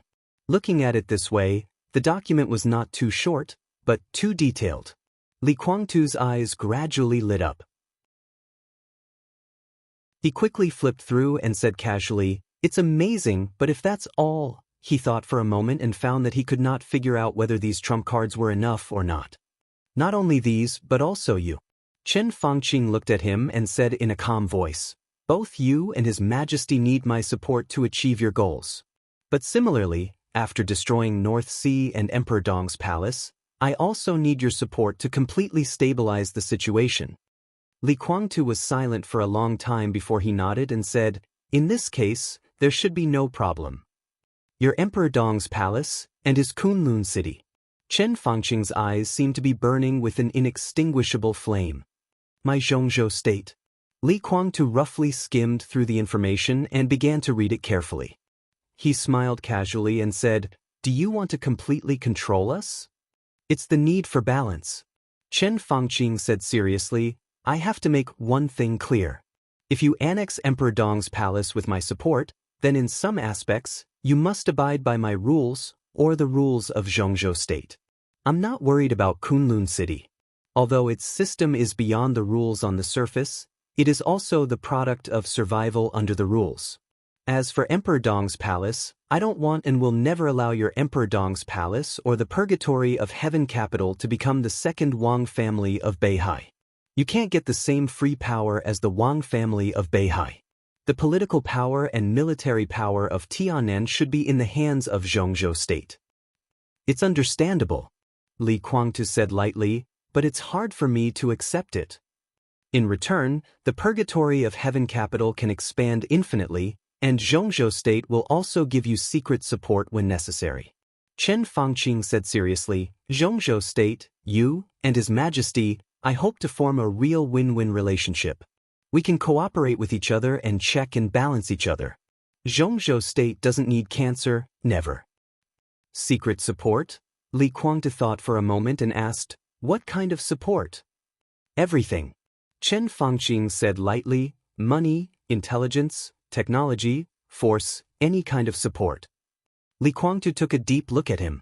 This was the order that Chen Fangqing thought about after winning the final battle. But obviously, he hadn't thought about the specific rules. This meant that after winning the final battle, there was still a lot of room for negotiation. He nodded and directly requested, I need a portion of the elites. What do you want to do? Chen Fangqing frowned. Take back East Island first, the East Island that belongs to me.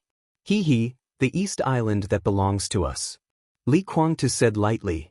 East Island, Chen Fangqing frowned. You've restricted Situ Songyue and Wei Kunlun. They can't appear in Beihai, but they will definitely appear in East Island. I need some power. Li Guangtu said calmly. Chen Fangqing thought for a while and finally nodded. Okay. Li Guangtu lowered his head and looked at the information in his hand again. He stood up with a smile and reached out his hand to Chen Fangqing. Happy cooperation. They held each other's hands tightly. There was no probing or even hesitation. When there was no way out, no matter who it was, they would show real decisiveness in the face of an opportunity. Both sides held each other's trump cards. Now, the possibility of betrayal was out of the question. In the face of huge interests, cooperation almost didn't need hesitation. The gloominess on Chen Fangqing's face disappeared little by little, and he seemed to relax a lot. How is the preparation in Beihai going? Li Guangtu asked. Almost done. It will take about 10 days. Chen Fangqing smiled, and his eyes flashed with extremely cold light. He said softly, 10 days later, it will be our world. Li Guangtu nodded, and after a moment of silence, he said slowly, I remember that Yuan Lin told me in Tianan that before that, you want to give Li Tianlan a big gift? Chen Fangqing raised his eyebrows. When he was about to speak, there was a sudden knock on the door. The door of the villa was open. Yuan Lin stood in front of the door with a serious face. Come in, Chen Fangqing said in a deep voice. Yuan Lin walked in quickly, holding a photo in his hand. Li Guangtu's eyes narrowed subconsciously, and he didn't say anything. Prime Minister. Yuan Lin walked quickly to Chen Fangqing and whispered, the target has been locked. Where is she? Chen Fangqing's eyes lit up, and his voice was cold. Pudding. Yuan Lin whispered. Chen Fangqing was silent and didn't speak for a while. The other party booked a ticket to Nanyun at 9 o'clock in the evening. If there is no accident, she should want to go directly to Xianyuan City from Nanyun. Yuan Lin said softly, we have investigated the surroundings. It is not a trap. Be cautious. Chen Fangqing's voice was low. Got it. Yuan Lin nodded. Seeing that Chen Fangqing didn't give him any instructions, he took a deep breath and quietly left. He took the photo in his hand and opened the address book. He sent the photo to a number in the address book that he had never contacted. Li Guangta looked at Yuan Lin's back and suddenly said, "Be careful, don't miss." Chen Fangqing smiled and was full of confidence. The only invincible realm killer in the dark world now takes action in person. How can he miss? Li Guangtu raised his eyebrows and didn't say much. At the same time, hooting. In the dark hotel room, Ju, who was sitting quietly and silent, picked up the mobile phone in his hand. A photo appeared on the mobile phone. In the photo, there was a beautiful young woman. She was wearing a beige windbreaker. She had exquisite short hair and a tall figure, revealing half of her pure and enchanting side face. The background of the photo was under the lights at night. The light shone on her, and her posture was fixed in the movement of walking forward. It was a kind of indescribable quiet and hazy, with a sense of nobility and laziness. Ju looked at the photo quietly, and his eyes were extremely hot. It was a kind of naked desire to conquer and possess that a male showed after seeing a perfect female. This photo. This side face. It was the side face of Wang Yuetong, the little princess of the Wang family of Beihai, the daughter of Sword Emperor and the daughter of Dong Huang. Ju laughed nervously, and his eyes were extremely excited. The phone suddenly rang. Ju couldn't wait to answer the phone.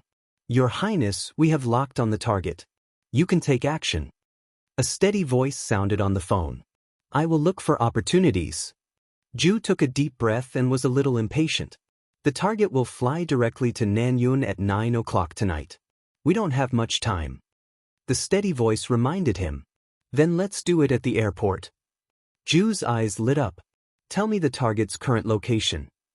Although he was excited, he didn't forget the most basic tightness. Now he lurked around the target. As the target moved, he could determine whether there were masters around her to protect her. The steady voice gave an extremely detailed address. Ju nodded and said lightly, "I see. Help me prepare a secret place where I won't be disturbed." The voice on the phone hesitated. "This is my deal with that person." Ju licked his lips excitedly. "We agreed that I can kill Wang Yuetong, but only if you let me play with her for a few days." His voice trembled slightly with excitement. "I haven't played with a real princess yet. Ha ha ha ha, this may be my only chance. Don't worry, I won't let her get out of bed alive."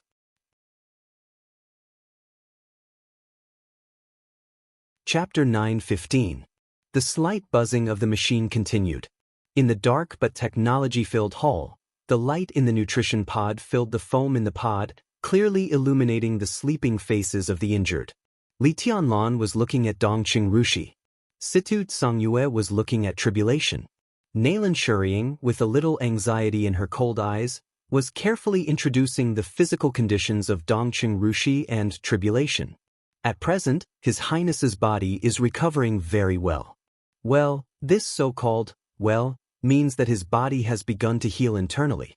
Theoretically speaking, His Highness's body should be able to wake up, but his brain waves are very low. I have studied His Highness's recent data in detail. Nailan Shuriying looked at Tribulation in the nutrition pod and said in a low and hoarse voice, "It seems that His Highness doesn't want to wake up." Situ Tsangyue was silent. Li Tianlan turned his eyes and looked at Tribulation in the nutrition pod. He didn't know what to say. Tribulation didn't want to wake up. Even if he woke up, what could he do?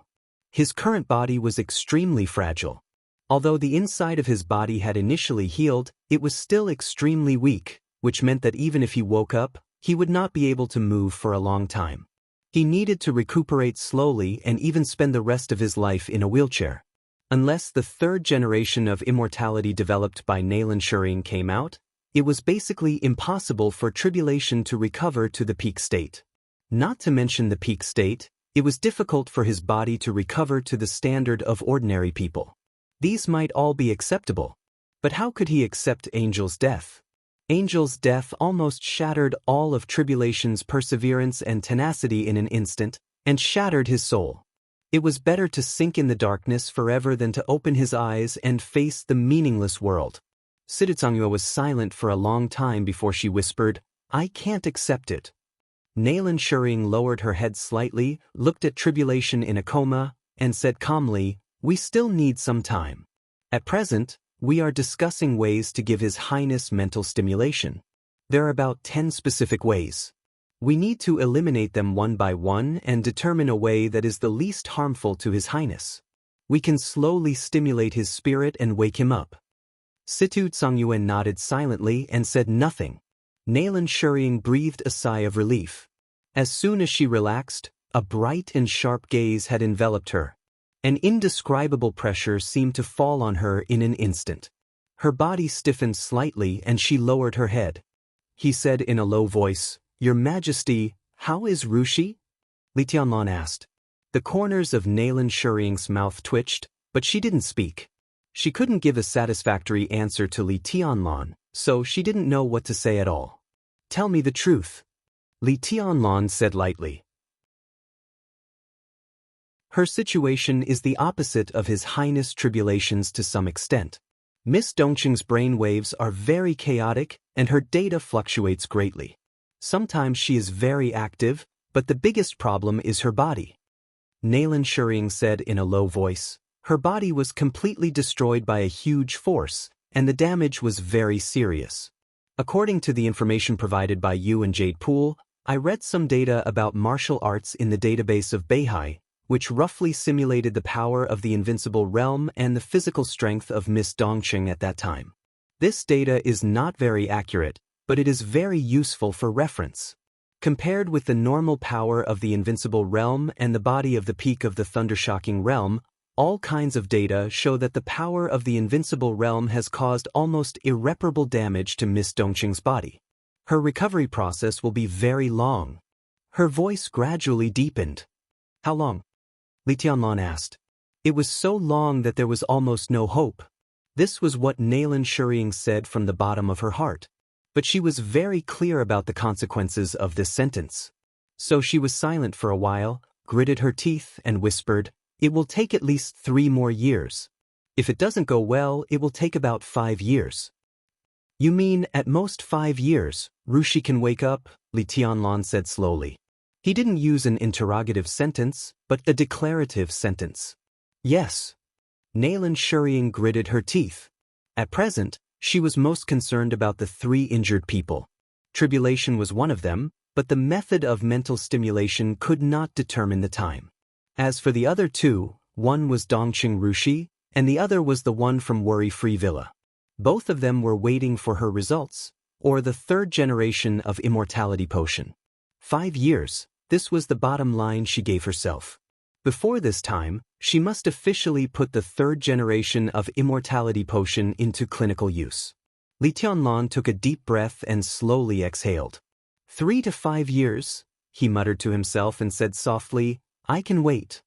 His voice was very soft, but it was with unconcealable hope and longing. Nalan Shurring's heart sank slightly, but she still looked calm on the surface. She just bowed slightly to Li Tianlan. Li Tianlan stood where he was, took a deep look at Dongqing Rushi, and suddenly said, "Let's go." He glanced at Situ Tsongyue. His deputy palace master still stood there and did not speak. Li Tianlan nodded and walked into the elevator alone in silence. The elevator went all the way up to the huge and incredible castle hall. Li Tianlan stood in front of the garden in the hall for a while and slowly walked out of the castle. People came and went. The daily life of Emperor Dong's palace was full of the beauty of efficiency. Every staff member of Emperor Dong's palace who passed by Li Tianlan would bow slightly. Li Tianlan responded with a smile, and his originally low mood gradually calmed down. He liked the current atmosphere very much. Perhaps in the eyes of the real big shots, this atmosphere was very messy and noisy. But for him, who had been extremely lonely since he was a child, this was the best atmosphere. The people calling him, "Your Majesty," clearly reminded him. Because everything in front of him belonged to him alone. The same huge fountain square in front of the castle was spraying water columns. The water columns gathered in the sky, showing a colorful rainbow under the sun. Li Tianlan passed by the square and sat down casually on the lawn. He looked up at the rainbow where the water columns converged and the huge black sword under the rainbow. His heart was calm and peaceful. A cheerful voice came from behind, accompanied by the crisp sound of a bell. A big golden retriever with a silver bell tied around its neck ran over happily. It squatted beside Li Tianlan and looked up at the rainbow above the square with him. The golden retriever was already very tall. When it squatted down, it was not much shorter than Li Tianlan, who was sitting. It kept adjusting the distance and finally leaned on Li Tianlan, wagging its tail with satisfaction. Li Tianlan smiled and touched its head, as if he had returned to the time when he had traveled with it for 3 years and thousands of miles. Cities, forests, deserts, and polar regions. Heavy rain, flying snow, scorching sun, and strong wind. A man and a dog, very lonely, but not lonely. Those 3 years were the quietest and most focused years in Li Tianlan's heart. Those 3 years had been imprinted in Li Tianlan's heart. It seemed to be enough for the golden retriever to be unforgettable. So when Li Tianlan returned to Tianan and came to Emperor Dong's palace on the first day, the golden retriever directly stuck to him when it saw him. "When I have time, I'll take you for a walk." Li Tianlan rubbed the golden retriever's head and said in a gentle voice. The golden retriever whimpered, lay down, turned around, and showed its belly to Li Tianlan. Li Tianlan reached out and scratched its belly. He suddenly remembered that she had given him the golden retriever. His movements slowed down, and he sighed softly. "Are you unhappy?" The familiar delicate fragrance filled the air. Qin Weibai, who was wearing a long dress, asked softly. "No." Li Tianlan shook his head. "It's just," he thought about it and finally smiled. "I don't know how to say it, so I won't say it." Qin Weibai hummed obediently and sat next to Li Tianlan, leaning into his arms naturally. Li Tianlan held her body and did not speak. "How are Rushi and Martial Uncle?"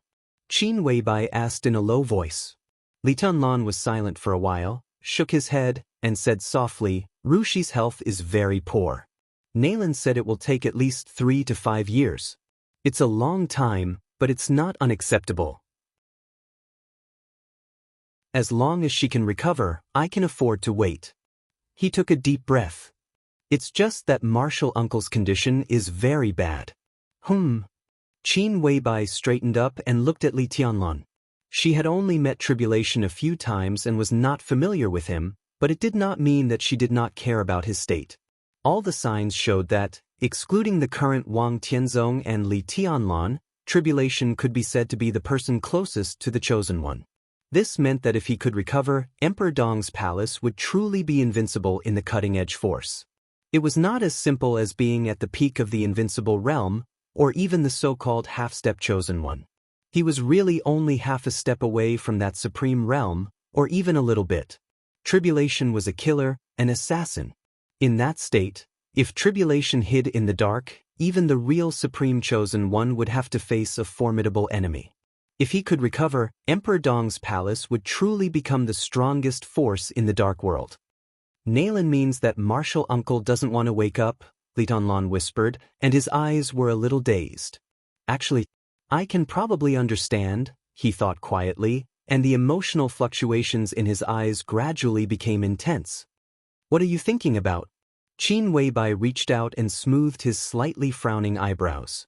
"Nothing." Li Tianlan smiled and said softly, "If I put myself in your shoes, I'm afraid I don't want to wake up if I lose you. It's probably what it's like to live a life worse than death." He reached out and held Qin Weibai tightly in his arms. "Seeing Martial Uncle's state, I don't want to admit it, but I'm really scared. I can't understand Martial Uncle's psychology, but I can roughly imagine how I feel without you by my side. I can't imagine what I'll be like then. Everything in front of me seems to be meaningless." Qin Weibai's body tightened. She lowered her head slightly in Li Tianlan's arms, and her face was a little pale. After a long while, she forced a smile and said softly, "I won't leave you." Her voice gradually became lower. "As long as you don't drive me away. I dreamed a few days ago that you didn't want me and wanted me to leave. You were so fierce." Li Tianlan smiled and pinched Qin Weibai's ear, saying softly, "No." Qin Weibai said yes and suddenly changed the topic. Military counselor has something to report to you.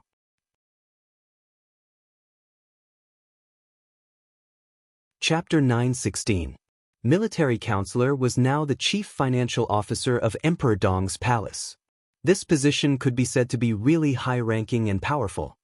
His hidden power was not much less than that of the two deputy palace masters. It was absolutely not an exaggeration to say that he was under one person and above tens of thousands of people. But Li Tianlan didn't like military counselor. Or rather, he didn't like him very much. Although he brought the Flourishing Age Fund with him, he also brought some huge wealth that had not been exposed outside the Flourishing Age Fund but already belonged to Li Tianlan. But he just didn't like him.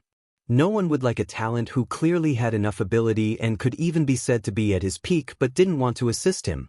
Instead, he wanted to retire all day long. Military counselor was such a person. Not to mention that there was no sign of his personal strength declining.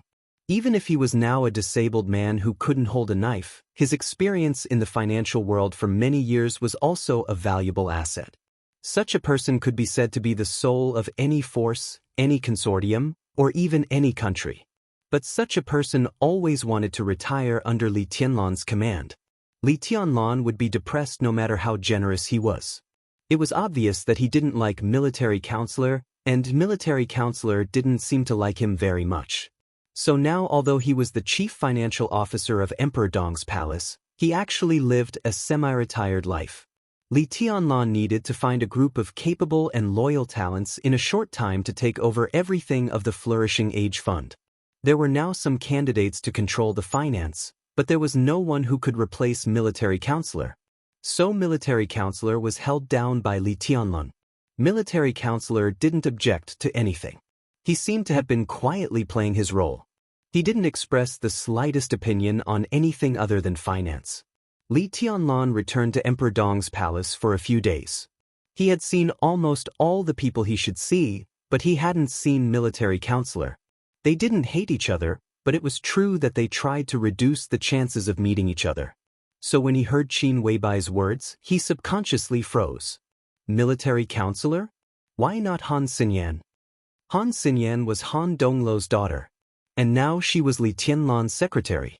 If the Samsara Palace had always existed and its economic power had always been hidden, when Han Dongluo retired, Han Xinyan would become the new military counselor, a pure military counselor.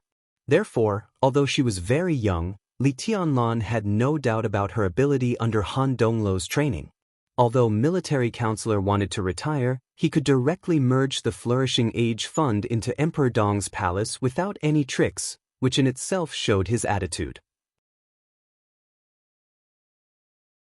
Making his daughter Li Tianlan's secretary was also a way out for her, and it was a bright enough road to heaven. Standing by Li Tianlan's side and taking charge of the overall affairs of Emperor Dong's palace, this perspective and this platform was undoubtedly the broadest. In fact, Han Xinyan was the only candidate to replace the military counselor in the future. Of course, it's something important. There are a lot of things that he doesn't want his daughter to know. This can be considered a kind of protection. But Xinyan is your secretary now, so she will know some things eventually. Qin Weibai leaned against Li Tianlan, her voice languid. It's unnecessary. Li Tianlan frowned. Since you want to protect her, why did you ask her to be my secretary? Qin Weibai hesitated. Li Tianlan narrowed his eyes and pulled Qin Weibai's soft earlobe. Don't move. Qin Weibai's body was a little soft, and she got rid of Li Tianlan's hand. She sighed and said with a smile, military counselor is very cautious. In the Samsara Palace, he represents the wealth and intelligence of the Samsara Palace. All the operations in the dark are planned and executed by him. Palace Master can give him complete trust in the beginning. In terms of wealth, this is something on the surface, so Han Xinyan will definitely get in touch with this area. But now the Samsara Palace has become Emperor Dong's palace, and you are the Palace Master. He is not sure if you have enough trust in him. He doesn't let Han Xinyan get in touch with things other than the Flourishing Age Fund because he is afraid that you will suspect him and his daughter. This is his protection for his daughter. Even if you want Xinyan to be the new military counselor in the future and let her get in touch with the intelligence system other than the Flourishing Age Fund, and even that saber, such a decision should be made by you. Xinyan will know something only if you agree. If you don't, with military counselor's cautiousness, how can he take the initiative to tell his daughter these things? Li Tianlan was silent for a while. He said softly, "In the end, he still doesn't treat me as one of his own." "That's normal." Qin Weibai said softly, "But you can treat Xinyan as one of your own. Not to mention military counselor, even I am not sure about your position for Xinyan. Do you want her to become the next military counselor or a pure chief financial officer? As a personal secretary, as long as you want, she can get in touch with a lot of things." "What do you think?" Li Tianlan asked suddenly. Facing her man, Qin Weibai naturally would not avoid anything. She reached out and touched the golden retriever lying obediently in front of them. She said with a smile, "If it's the chief financial officer, Han Xinyan is very qualified. It can even be said that she can replace military counselor now. But if you want her to be the new military counselor, I'm afraid it will take some time to train her." Li Tianlan touched his pocket, took out a cigarette, lit it, took a deep breath, and shook his head. "There is no other way. Emperor Dong's palace has a lot of things, but it has always been short of manpower. It is better to train her than to have no candidate." Qin Weibai bit her lower lip and did not speak. In fact, she had a better candidate in mind. If he agreed to join Emperor Dong's palace, he would be more than enough to be Li Tianlan's personal secretary to coordinate the overall situation, military counselor to control the remaining forces of Samsara Palace, or deputy palace master. But now Li Tianlan might not be able to afford it. Flaming Fire, who had been with her for a long time, was undoubtedly the most suitable candidate. She smiled and shook her head subconsciously. Flaming Fire and military counselor were the same. If she was willing to come back, military counselor would not want to retire. After all, she could not let go. "Let him come over," Li Tianlan said, "with Han Xinyan." This was undoubtedly a kind of attitude. Not to military counselor, but to Han Xinyan. Qin Weibai said yes, took out her mobile phone, and sent a message. Li Tianlan held a cigarette and looked down at the golden retriever lying in front of him with squinted eyes. No one knew what he was thinking. Military counselor and Han Xinyan came quickly. Just after smoking a cigarette, the father and daughter appeared in front of Li Tianlan. "Your Majesty." Han Xinyan bowed slightly. Military counselor just nodded casually. Li Tianlan glanced at him and asked directly, "What's the matter?" Military counselor hesitated a little and glanced at his daughter beside him. "She is my secretary. There is nothing in Emperor Dong's palace that she can't know. Your caution is meaningless," Li Tianlan said blandly. Military counselor smiled calmly and did not hide his little thoughts at all. Looking at Li Tianlan's eyes, he thought for a moment and said calmly, "Well, Your Majesty, after knowing the termination plan and Your Majesty's attitude, we made some arrangements." Li Tianlan's eyes suddenly focused. He knew who the main target of the termination plan was, so he was completely focused. Military counselor quickly glanced at Qin Weibai out of the corner of his eye. Qin Weibai lowered her head and reached out to gently pull the golden retriever's folded ears. The golden retriever shook its head and tail very happily. "Saint and I," military counselor said calmly. "Tell me the details." Li Tianlan took a deep breath and said blandly. Military counselor took out his mobile phone from his pocket and sent a video. The video was quickly connected. He handed the mobile phone to Li Tianlan and said softly, "It's best for her to talk to you." Li Tianlan raised his eyebrows, took the mobile phone casually, and glanced at the screen. On the screen was a young face. It was a beautiful face that looked extremely pure but had a hint of enchanting charm. Li Tianlan was instantly stunned. He looked at the screen, and his eyes were a little dazed. "Your Majesty, I'm hallucinating." The woman's voice was a little hoarse and sounded extremely sexy. Li Tianlan stared at the face that belonged to Wang Yuetong that he hadn't seen for a long time. The moment he saw her, Li Tianlan was sure that she was not Wang Yuetong. That kind of respect and uneasiness could never appear on Wang Yuedong's face. But this face was too similar, almost exactly the same as Wang Yuedong's. Hallucinating is good at disguise and camouflage, and has reached the top level in this aspect. I'm afraid no one can see the flaws except Miss Yuetong's relatives. Military counselor said softly, so we made her disguise as Miss Yuetong and played a game. Li Tianlan took a deep breath. Go on. Your Majesty, I'm in Huading. Hallucinating said softly, we deliberately released the news. What is certain is that as early as a few days ago, someone had already targeted me, but the other party was very cautious and didn't seem to be sure whether it was a trap or not. I have booked a ticket to Nanyun tonight. A few days is enough for them to confirm that there are no masters around me to protect me. My whereabouts to Nanyun are very obvious. They should know that this is their last chance to carry out the final plan, so there should be a big fish on the hook tonight. Li Tianlan gently raised the corner of his mouth with a faint smile. How big is the fish? Probably the invincible realm. Military counselor took over the conversation. We got the news that the only invincible realm killer in the dark world is now in Zhongzhou state, even in Huading. He looked at Li Tianlan and said softly, Your Majesty, before the final battle in North Sea, maybe we can make the other party lose an invincible realm expert first. Li Tianlan narrowed his eyes and was silent for a while. Then he said lightly, Prepare the plane, let's go to Huading. As Li Tianlan's secretary, Han Xinyan was the first to speak. In addition, inform the Huading parliament that Zhu is in Huading and his purpose is unknown. Let them find him. Han Xinyan hesitated for a moment and said softly, Your Majesty. The speaker of Huading. Of course, Li Tianlan was the speaker of Huading and one of the leaders of the Prince Group. He nodded casually. I know, go ahead.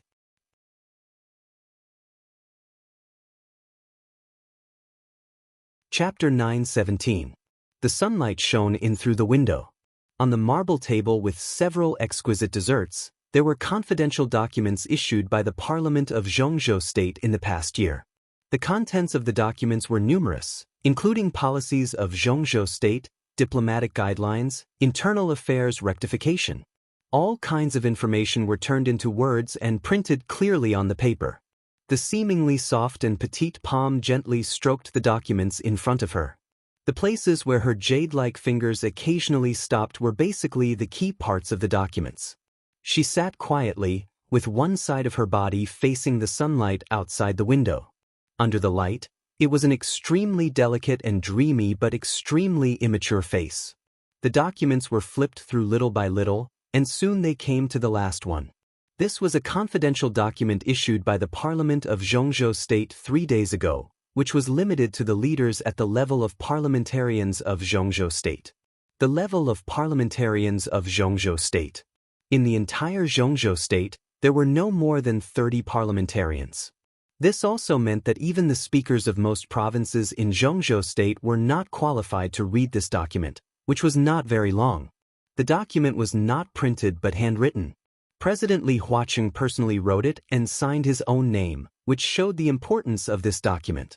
The document was not long, and the central idea was extremely simple. In the name of the president, Li Huaqing asked Zhongzhou State to maintain absolute stability in all aspects. He hoped that everyone could focus on the overall situation.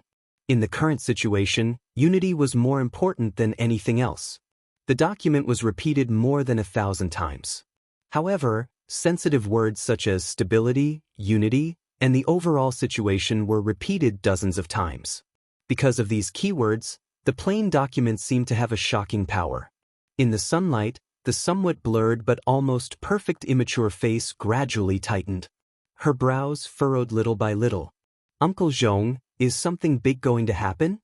It was the voice of a young girl. It was clear and cold, but it was incomparably pleasing to the ears. Her voice was neither fast nor slow, with an indescribable calmness and quietness, like a clear spring, clear without any impurities. Opposite the girl, Zhong Yongming, who was reading the written report of his subordinate behind the desk, was slightly stunned, and then smiled. Why do you ask? The president has been emphasizing unity, the overall situation, and stability. My teacher once told me that the more something is repeatedly emphasized, the more it shows that this thing is actually very fragile. The girl looked at Zhong Yongming quietly, and her voice was clear and indifferent. Is the overall situation of Zhongzhou state very fragile? Zhong Yongming looked into the girl's eyes and felt that it was ridiculous. As a senior member of parliament in Zhongzhou state and the speaker of Huading, he had seen countless people in his life.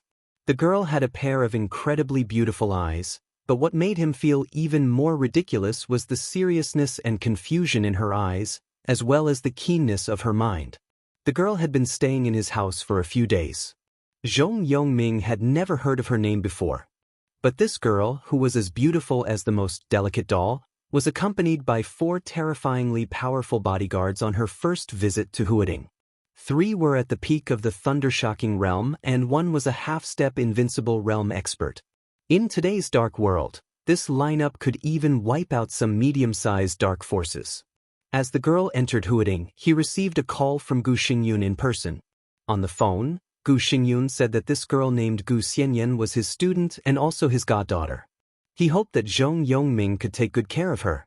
For some reason, or perhaps it was the so-called unity, stability, and the overall situation, Zhong Yongming agreed to Gu Xingyun's request and simply handed over the girl and his 4 companions. The bodyguards took them to the director's compound of Huading. He was the speaker of Huading and occupied the largest and most luxurious building in the councilor's compound. It was not a problem for a few people to live there. After a few days of interaction, Zhong Yongming roughly understood the current situation of this 15-year-old girl. This trip to Huading could be said to be Gu Xianyan's first time in the secular world. However, she did not know what she should do. She was like a little girl who was lost about her future. However, unlike the confusion of ordinary people, although she couldn't find her direction for the time being, she was extremely clear-headed. The first person she came into contact with after entering the secular world was the speaker of Huading. This starting point was not low, so she instinctively seized the opportunity and began to get in touch with some things she could not get in Kunlun City. The confidential documents of the parliament, the institutional structure of Huading, the military and political structure of Zhongzhou State, the specific status of Kunlun City in Zhongzhou State, and the specific meaning of Zhong Yongming, the Zhongzhou counselor, in Zhongzhou State. The girl had always maintained an extremely proactive attitude while staying in Zhong Yongming's home. She would often ask Zhong Yongming questions of all kinds, and occasionally, she would see Zhong Yongming receiving guests or subordinates in the study. She almost instinctively absorbed everything that could be absorbed in the strange environment, no matter good or bad. Zhong Yongming had no intention of evaluating Gu Xianyan's various behaviors, but he did not need any so-called intuition. He was now sure that the little girl in front of him would definitely be a very terrible person when she grew up in the future, because of her behavior in the past few days.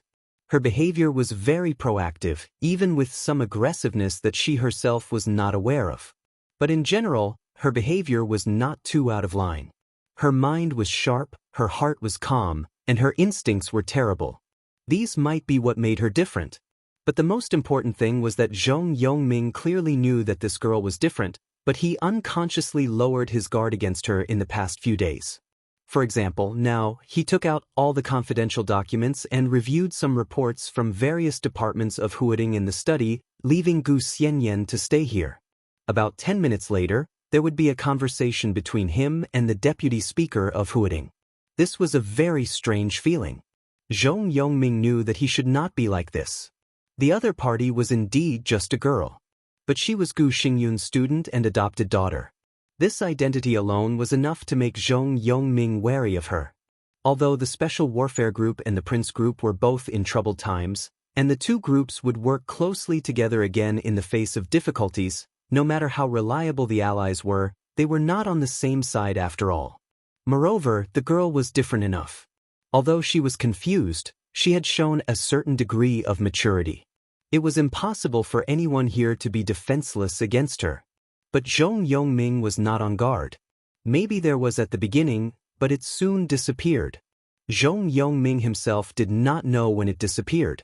Not only that, the documents he personally brought to the other party even contained some internal decisions of the prince group. Zhong Yongming himself could not tell why, but he felt that it was very natural to get along with this little girl. It was like getting along with the younger generation of his family. All his vigilance slowly disappeared in the short time they got along, and finally turned into emotion. He did not know the existence of Gu Xianyan before. But now seeing her, he had a very clear intuition that the girl in front of him would be even more important than Gu Hanshan and Li Qingqing in the future. It's not too serious. Thinking silently, he shook his head subconsciously and lit a cigarette subconsciously. He said subconsciously, "It's true that the interior of Zhongzhou State is not very peaceful. It's mainly our side, well, and my adoptive father's side.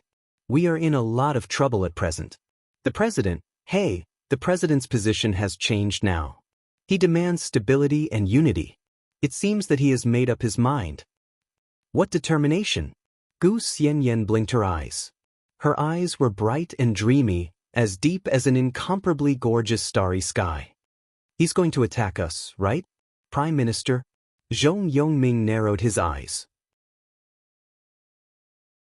But it shouldn't be so fast. There is still the decisive battle in Beihai, which is our last hope. But the signal has been clearly expressed in the president's document. Gu Xianyan listened quietly and did not speak. Zhong Yongming said for a while, then suddenly laughed and said, "Little girl, do you understand?"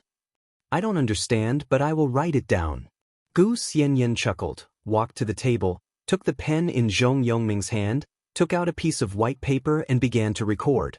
It looked like a letter. But it was messy. The girl had a good memory. She wrote down some sensitive information that she had come into contact with during this period of time. She didn't care whether it was useful or not. Anyway, someone would filter it. Some internal decisions and discussions of the Prince Group were written down by her.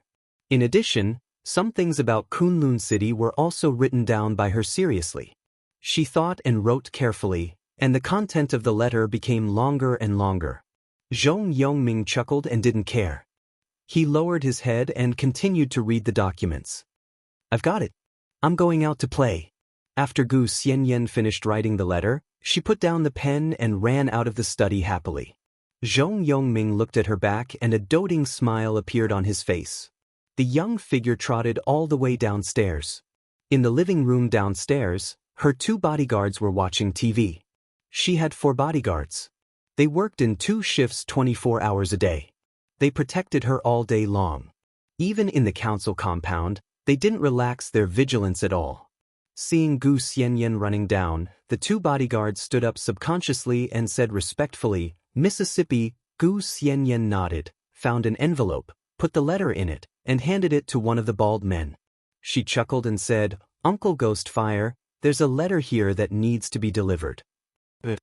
The bald man didn't hesitate and took the envelope directly. "Where should I deliver it? Do you know the Flourishing Age Fund?" Gu Xianyan blinked. Ghostfire's face didn't change. He thought for a moment and nodded. "Yes, send it to the Flourishing Age Fund?" "No, it's the owner of a dessert shop opposite the Flourishing Age Fund." Gu Xianyan stretched out her finger and gently touched the corner of her soft lips. "Tell him that Xiaohua gave it to him. Well, I like the desserts there very much. Buy more for me." Ghostfire nodded and went out directly. Gu Xianyan watched his back leave, and her eyes flickered slightly. Her eyes became brighter and brighter, but they were extremely quiet and deep like an abyss. Ghostfire went out the door, started the car, and slowly disappeared. Gu Xianyan smiled and found 2 controllers at the side. She handed one to the bodyguard who had been sitting still at the side and said with a smile, "We're playing games. Sol de Loi, okay?" The bodyguard nodded with a smile and suddenly asked, "Miss, where's Ghostfire?" "Ah." Gu Xianyan replied casually, "I want to eat dessert. Ask Uncle Ghostfire to help me buy some." The bodyguard picked up the controller, nodded and replied, "Oh."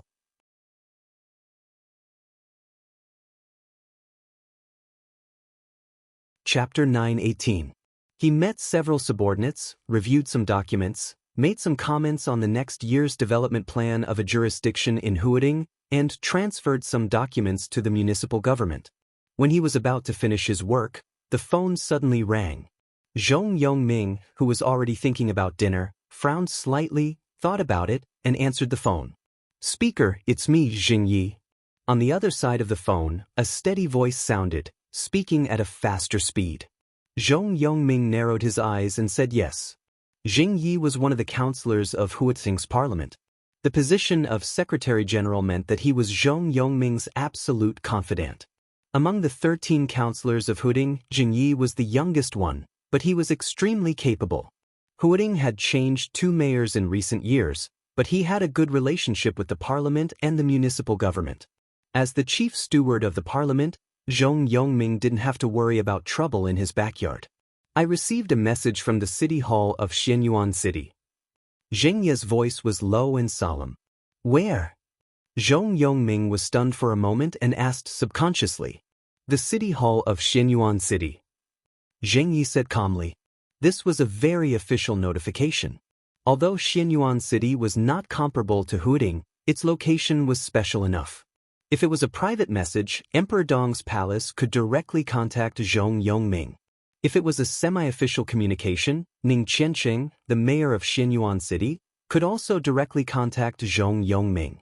But now, the city hall directly contacted the Secretary-General of Huading. Why was it so formal? Zhong Yongming's face darkened for a moment. The knot between him and Li Tianlan was not a secret. In just a few years, Li Tianlan directly rushed from insignificance to the peak of the dark world. It was said that Li Tianlan in Emperor Dong's palace had even become his majesty. But for Zhong Yongming, the Li Tianlan in his memory always seemed to be the person who knelt by his son's bed and apologized calmly, and then killed his son in the most cruel way in the shortest time. Zhong Yongming couldn't forget this kind of blood feud. Although he had more than one son, he only had one legitimate son, and it was not easy to put the other 2 illegitimate sons in the light. But the son he paid the most attention to was killed by Li Tianlan. Of course he wanted revenge. In the past 2 years, Zhong Yongming had done his best to cooperate with the Prince Group's suppression of the Giant Group. The only pity was that he didn't completely crush the Giant Group. Now Li Tianlan was at his peak. No matter how much he hated him, even if he was a senior member of Zhongzhou State, he had to avoid him for the time being. Zhong Yongming did not speak for a long time as he held the phone. In the past 2 years, he had made great efforts to cooperate with the Prince Group, and the most important thing was that he had little to do with Chen Fangqing. The speaker of Huading was indeed powerful, but he was not satisfied with his current position. He had been operating in secret. He wanted to go further after the election and become a director in the highest position in Zhongzhou State. So far, he seems to be doing pretty well. The only variable was that he didn't know how much loss Li Tianlan's counterattack would bring to the Prince Group. If he could get in touch with Li Tianlan now and show some sincerity, he silently thought that this matter might not bring him any benefits, but at least it wouldn't bring him any harm. When the election was over, he would go further and teach Emperor Dong's palace a lesson. Zhong Yongming took a deep breath. What happened in Xianyuan City? They conveyed the inside information of Emperor Dong's palace to Huading. Zhengyi said solemnly, "They have enough evidence to show that the only invincible realm killer in the dark world, Zhu, is in Huading now. His purpose is unknown. Emperor Dong's palace asked us to conduct a detailed investigation. It is said that His Majesty Li Tianlan, well, His Highness Li Tianlan is already on his way here." Zhu? Invincible realm? Zhong Yongming's face changed, and he suddenly became cautious. The invincible realm was the peak power in the dark world. It was the absolute top force in any country. An invincible realm expert meant too many things. It could be huge and unimaginable benefits, or it could be huge and unimaginable losses. An invincible realm expert who did not belong to Zhongzhou State lurking in Huading was trouble for anyone. This matter could even be reported to the parliament of Zhongzhou State. It's an invincible realm killer. Zhengyi reminded him. This reminder was undoubtedly more deterrent. No matter when, the killer hiding in the dark was the most troublesome. When the killer was still in the invincible realm, he was almost a nightmare. What's his purpose? Zhong Yongming was a little confused and asked subconsciously. Zheng Yi did not say anything. Just as Chen Fangqing could not tell Zhong Yongming about Zhu, Emperor Dong's palace would not tell him Zhu's purpose. It was enough to keep them nervous. Zhong Yongming took a deep breath and lit a cigarette. His expression became very careful. It was not that he was too sensitive, nor did he think too highly of himself. In his opinion, in the whole of Huading, he was the only one qualified to be the target of an invincible realm killer. The position of Speaker of Huading was secondary. As a member of Zhongzhou State, he could be said to be one of the real leaders of Zhongzhou State. As for other people, an invincible realm killer might not be interested in them. Did he come for him? But why? Was he sick? He rubbed his forehead with a headache and suddenly said, "Is Li Tunlan on his way here?" Zheng Yi hesitated and said, "Yes, they seem to pay a lot of attention to Zhu." Zhong Yongming stood there and was silent for half a minute. Then he suddenly said, "Prepare the car and inform Mayor Wu. Well, inform all the councillors of Huading. We're going to pick him up." This, Zheng Yi was slightly shocked. Not to mention the blood feud between Zhong Yongming and Li Tianlan, even if they were very close, this kind of etiquette was too respectful. "Do as I say," Zhong Yongming said in a deep voice. Being afraid of the invincible realm killer was secondary. The most important thing was that he could also take this opportunity to show his sincerity by being close to the strong in the face of unknown danger. If he could reach some tacit understanding with Li Tianlan in this matter, then this matter would undoubtedly be worth it. "Okay, I'll inform them right away." Zheng Yi directly hung up the phone. Zhong Yongming took a deep breath, stood up straight, washed his face, and hung off his beard. A few minutes later, he slowly walked to the living room downstairs in a well-ironed suit, looking energetic and young. The driver and secretary were already waiting outside. Gu Xianyan was sitting in the living room and studying several desserts. Two bodyguards at the peak of the thunder-shocking realm were playing games with controllers. It seemed that they had played for too long and looked a little dull. "Uncle Zhong." Gu Xianyan looked up at him. She smiled sweetly and picked up a piece of colorful cake with her small hand. "Are you going out?" Zhong Yongming took the cake and took a bite. Thinking of his purpose, a cold hatred flashed across his eyes, but then he shook his head helplessly and said with a smile, "A big shot is coming to Huading and I'm going to meet him." "A big shot?" Gu Xianyan blinked her watery and clear eyes. "Is it the president?" Zhong Yongming ate the cake and touched her head with the other hand with a smile. "Not only the president is a big shot. In such a big Zhongzhou state, there are many big shots. But there shouldn't be many who deserve you to show up in person." Gu Xinyan's smile was sweet and dreamy. "It's different this time." Zhong Yongming gritted his teeth slightly. He obviously did not agree with the title of His Majesty East Emperor, which had gradually spread in the Dark World and tried to be on par with Sword Emperor Wang Tianzong. He smiled sarcastically and said, "This time it's the Palace Lord of Emperor East Palace." Gu Xianyan let out a soft cry. Her bright eyes flashed with a strange light, and she said softly, "His Majesty Li Dunlan?" Zhong Yongming frowned but didn't say anything. Gu Xinyan's eyes turned a little blurred. If there was no accident, the letter she had just written should be opened in the dessert shop and then sent to the chairman's office of the Flourishing Age Fund as soon as possible. But she didn't know if that luck would appear in front of Li Tianlan. That letter, in her opinion, was very important. She thought silently, and suddenly said in a clear voice, "Uncle, can I go and have a look?" "What are you going to see?" Zhong Yongming was a little stunned. "To see the Palace Lord of Emperor East Palace." Gu Xianyan was a little longing. "I heard that he is the most legendary figure in the Dark World in recent years. I haven't seen him yet." Zhong Yongming looked at her for a while and shook his head with a smile. "Then let's go." Gu Xianyan nodded hard, and two extremely attractive blushes seemed to rise on her small face because of excitement. The delicate and perfect sister who seemed to be not a person of the mortal world let the old man take her into Kunlun City. At that time, the Samsara Palace still existed. Emperor East Palace was still East Emperor Palace. The sister surnamed Qin told her that she was from East Emperor Palace. East Emperor Palace had now become Emperor East Palace. As a member of Emperor East Palace, she had not seen any important figure in the organization. And now she was about to see the most legendary young palace lord. For her, this was simply the mood of a pilgrimage. With 2 bodyguards, she got into the number 1 car of Huading. She looked in the direction of the airport, full of expectation. The directors of Huading's counselor's compound were all notified.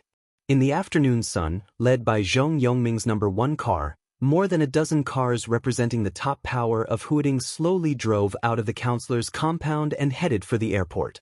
Gu Xianyan was a little expectant. In the repressed resentment and killing intent, Zhong Yongming was also a little expectant. As the only invincible realm killer in the dark world today, he was also looking forward to it. A shadow appeared in the crowded airport. The shadow, like a breeze, circled around every corner of the airport at a very fast speed. He walked casually in the airport hall. Looking at the peaceful hall, he chuckled. He secretly checked the flight situation and confirmed the flight to Tianan at 9 o'clock in the evening and the boarding gate. Out of caution, he quickly checked again. The airport was still peaceful. The area around the boarding gate was the same as usual. Zhu smiled with satisfaction. He had checked the hotel where the target was and even the road when he came. Entering the airport a few hours in advance also made him sure that the environment was safe. This also meant that the sudden appearance of the target was not a trap. If it was not a trap, he could take action. He found a place near the confirmed boarding gate and sat down. The slightly distorted space completely concealed his body. He stretched as if there was no one else around and looked at his watch. There were still a few hours left. The boring waiting was boring. But he was very excited. Because in his heart, the next night would be a very wonderful night.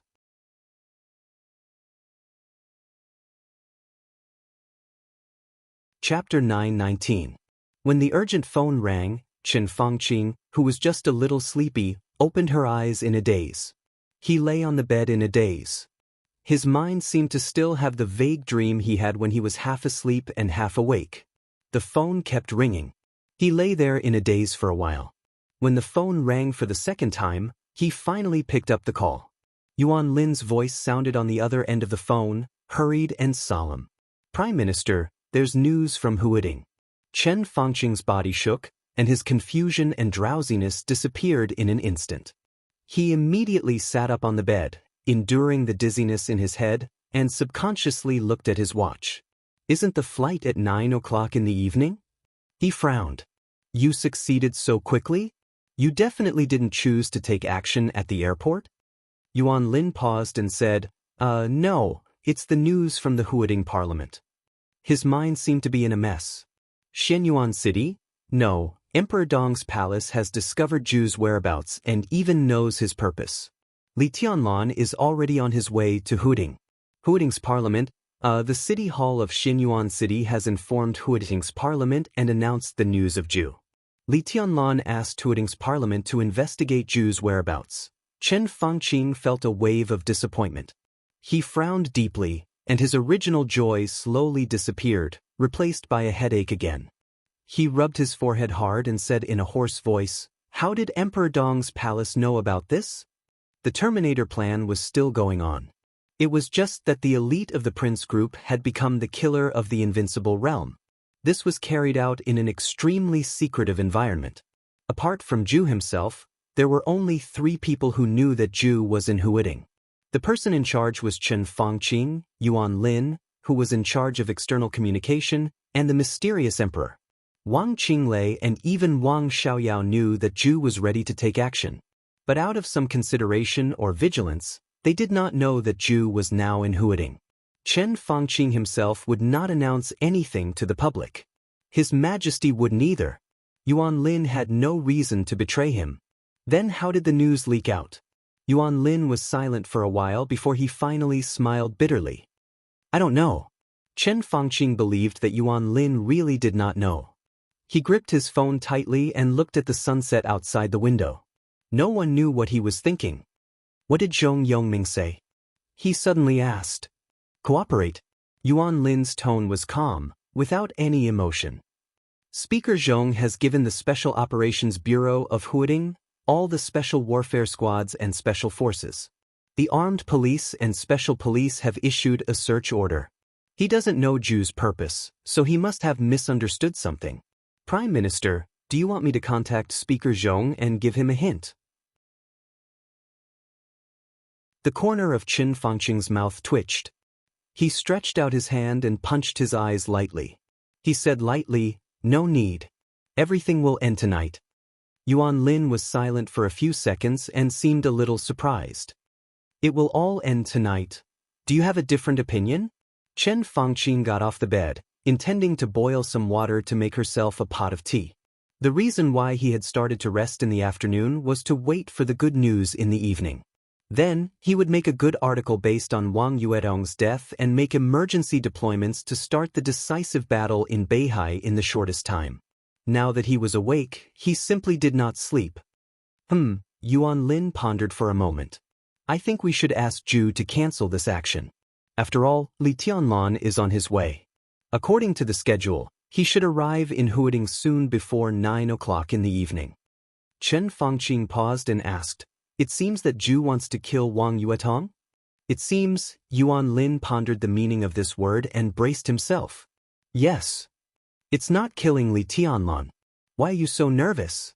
Is Wang Yuetong already in the invincible realm? Zhu is an invincible realm killer. Wang Yuetong can't resist it. Zhu will succeed in an instant. Even if he is no match for Li Tianlan, an invincible realm killer who is good at hiding can't escape, can't he? What are you thinking? Or is this what Zhu himself wants? Such a cowardly invincible realm killer?" Chen Fangqing's tone was fast, with obvious dissatisfaction. Yuan Lin paused. For some reason, he always thought of the flying snow floating in front of the Cabinet Public Affairs Office. The flying snow, like a sword, instantly covered Chen Lijuan's body with endless sharpness.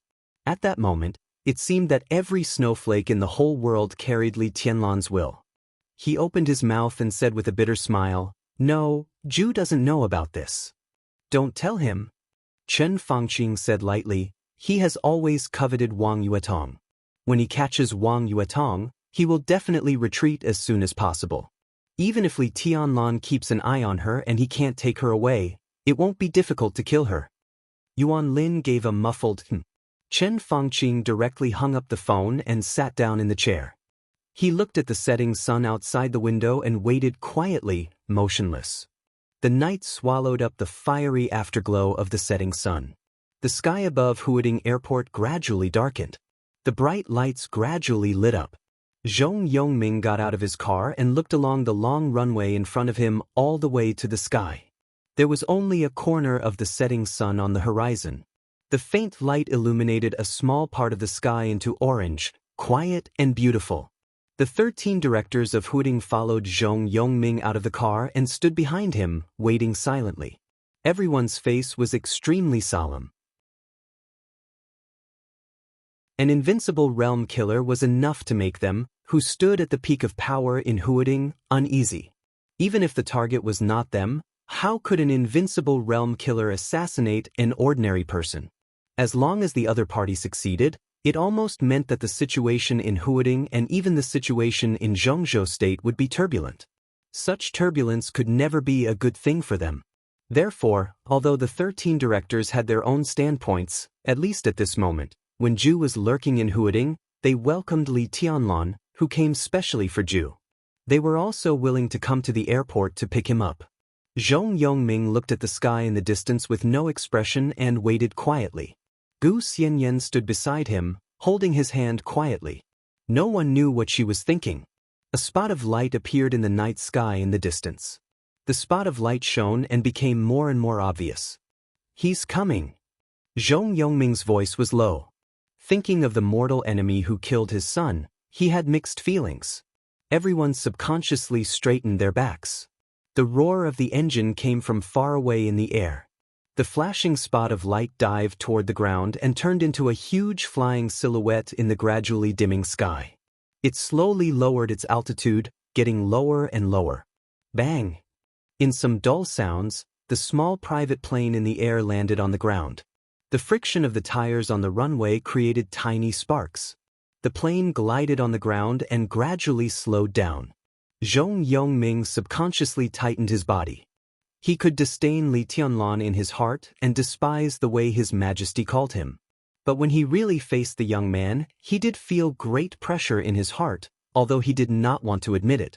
The young man, who was less than 25 years old, was indeed a powerful figure who stood at the peak of Zhongzhou State and the Dark World. He took a deep breath. The plane was getting slower and slower on the runway. Zhong Yongming walked over slowly with the directors of hooting. The plane stopped, the cabin door opened, and the gangway slowly descended. Zhong Yongming raised his head and stood on the ground, looking up at the direction of the gangway. Gu Xianyan stared at the cabin door, unwilling to do any details. The first thing that rang at the cabin door was a series of bells. It was crisp and sweet. That was the sound made by the bell in the slight shaking. In everyone's sight, a furry and charmingly naive head popped out. Seeing that everyone had been staring at it, it seemed to be startled. It opened its mouth and subconsciously barked, which then turned into a small whimper.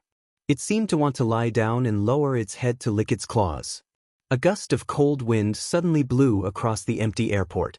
The cold wind blew the hair of the golden retriever in the cabin, rushed out of the cabin, and blew on the 13 directors. Then the sound spread wildly into the distance. A young figure in a black trench coat appeared at the cabin door. It could not be considered a handsome face. It was not a tall figure. He stood quietly at the cabin door, looking in the direction of the cold wind and narrowing his eyes. At that moment, the figure gave everyone an indescribable feeling. The wind blew into the distance, and his aura became extremely real in an instant. High in the sky, the night, the plane, the lights, and the crowd. Everything seemed to have completely disappeared. Or in other words, it completely lost the color it should have. It became blurred, false, and illusory. Only he stood there with the golden retriever, and the reality became the most intense color in the world. He still didn't look handsome or tall, but in a false world, this real figure had a completely indescribable elegance. Holding the dog, he seemed to raise his eyebrows and take a step forward. An invisible wind blew through the night again. His footsteps didn't stop as he walked down the stairs step by step. The invisible wind became sharp, real, and violent. There seemed to be endless sharpness sweeping through the whole world, covering the entire airport in an instant. The two bodyguards at the peak of the thunder-shocking realm near Gu Xianyan trembled violently and almost knelt down directly. In their perception, the extremely sharp sword energy filled every inch of space in the airport, as if it was probing and looking for something. In the airport lobby, Gate 9. In the distance, the invisible sword energy flew directly over with a weak airflow. Wu Ju seemed to be stunned. The next second, he suddenly raised his head in disbelief. The domain of the invincible realm that hid his figure was directly broken in the illusory wind. At that moment, it seemed that the whole world suddenly quieted down. The majestic sword energy seemed to have determined the target in an instant. Li Tianlan walked down the gangway with no expression on his face. Zhong Yongming took a deep breath and forced a smile to greet him. He hesitated for a second and finally decided to address Li Tianlan. "Your Highness." Li Tianlan still moved forward with no expression on his face. His figure took a step on the flat ground. He disappeared in front of everyone in an instant. The chain holding the golden retriever lost its support and fell down. Zhong Yongming was stunned for a moment and subconsciously reached out to catch the chain. In front of the boarding gate, Wu Ju suddenly stood up. The unparalleled danger stimulated his whole body, and his physical instincts seemed to be screaming constantly.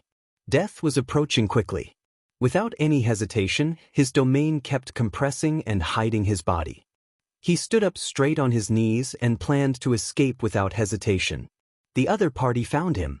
He didn't know who the other party was, but the idea was extremely clear. His body slightly exerted force.